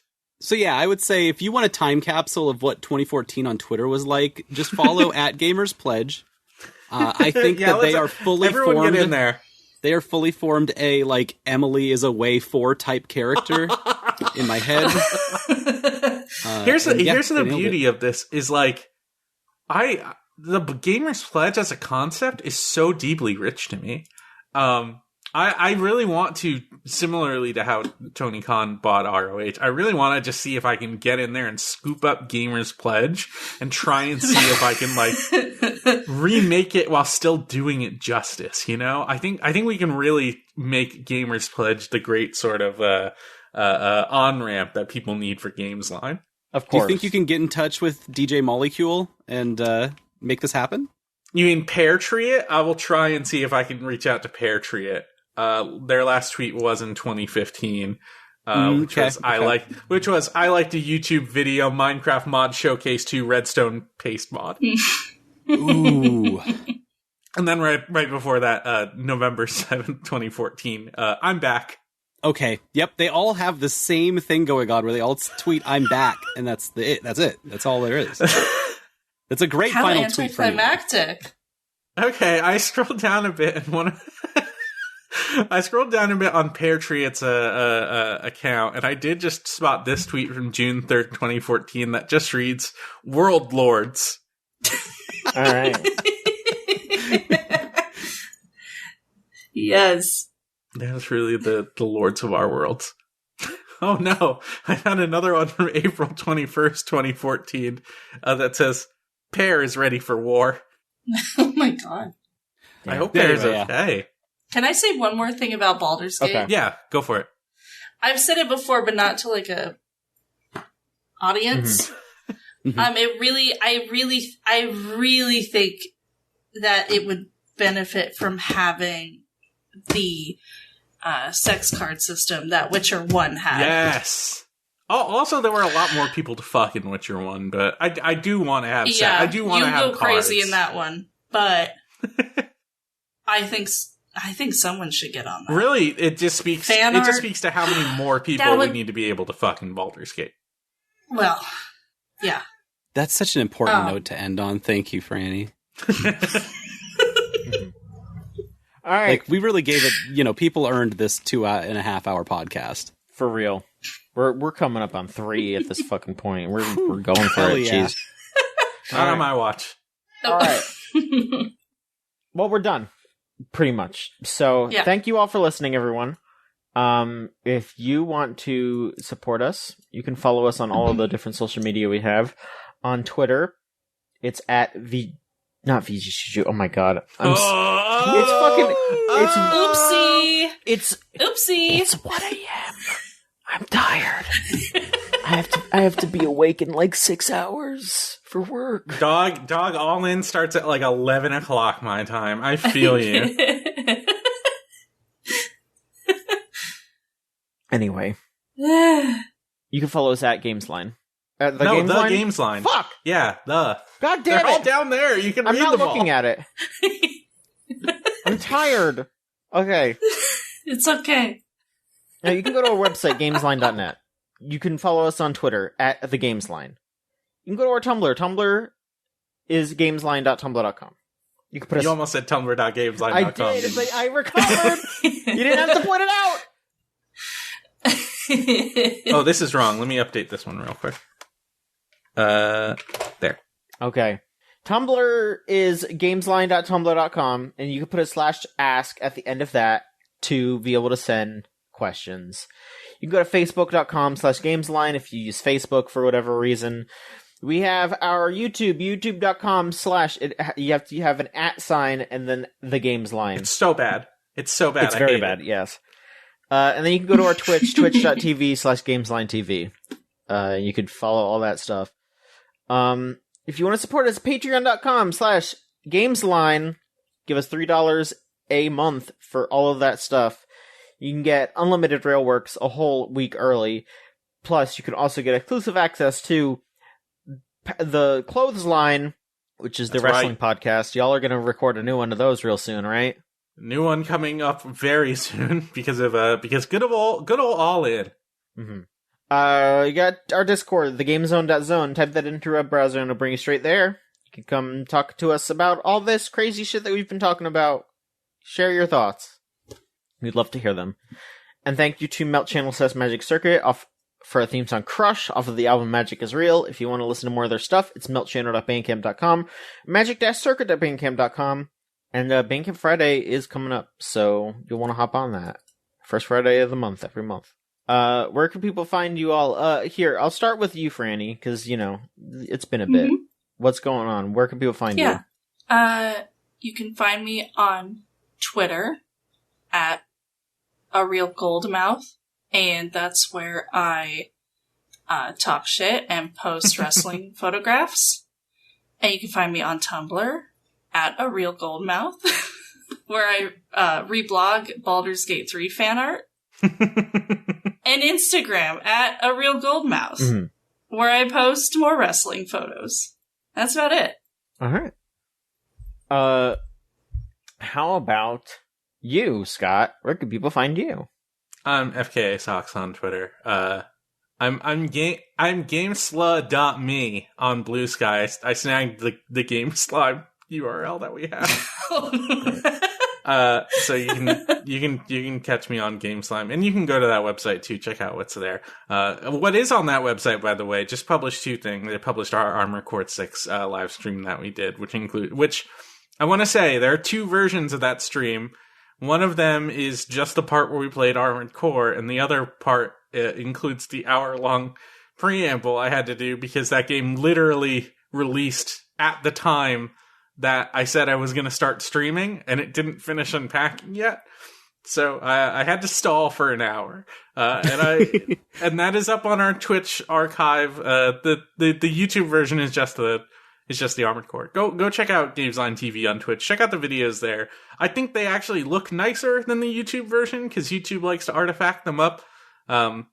But you can check those out there. And also, we just published another of our great interview series, The Starlight Car, which me and you, John, we interviewed a bunch of people from the Duke Nukem Forever Restoration Project. We did. Where they following the sort of what's the best way of putting it?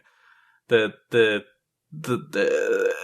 like following the leak that came out a little over like a year ago, I think, which finally showed off the original 2001 build of Duke Nukem Forever that got everyone absolutely hyped up before that game inevitably came out 10 years later and was utter dog shit. We got to talk with the people who saw that build and did a whole bunch of their own research to try and figure out, hey, how can we best recreate that game? And they're actively in the process of making it. And That's you get to listen to incredible. our talk with them. It's a real fun episode. Solon, how about you? Where can people find you? Hey, I'm Solon. I am our site's co-host correspondent. You can find me there on co-host at Solon. I'm looking at a co-host post that's just like, Asterion DM's like, I want you so bad. Sorry, I was hacked. No, I wasn't. I'm in love with you. That's the DM chain. Yeah, that sounds right.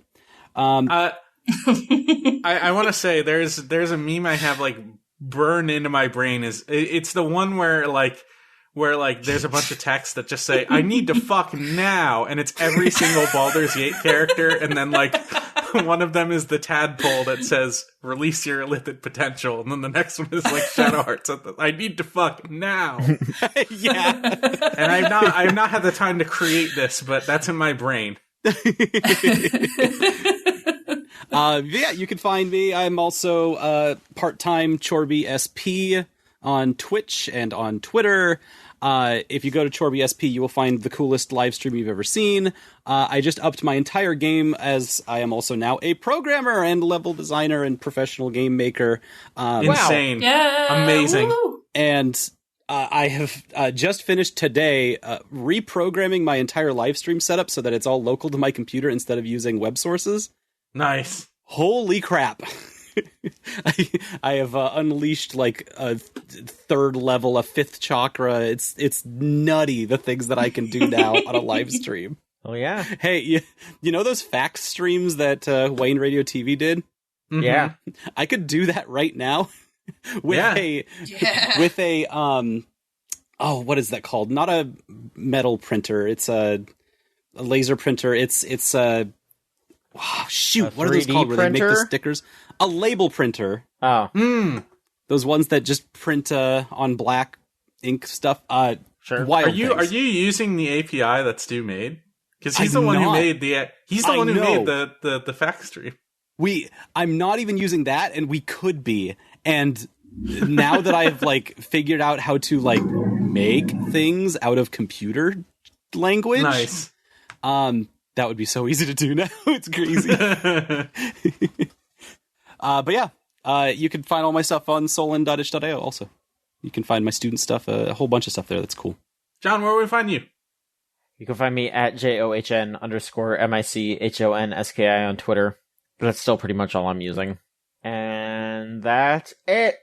Thank you so much for listening, everybody. We will most likely be back with another episode of the Gamesline podcast next week. And you can find us at PAX. Yeah. I almost forgot. God. Yeah, we'll be there. Oh, boy. Haunting. We will be at PAX next week. Haunting If you're PAX. there, we would love to see you. Sure. All right. Chugga chugga. See you later.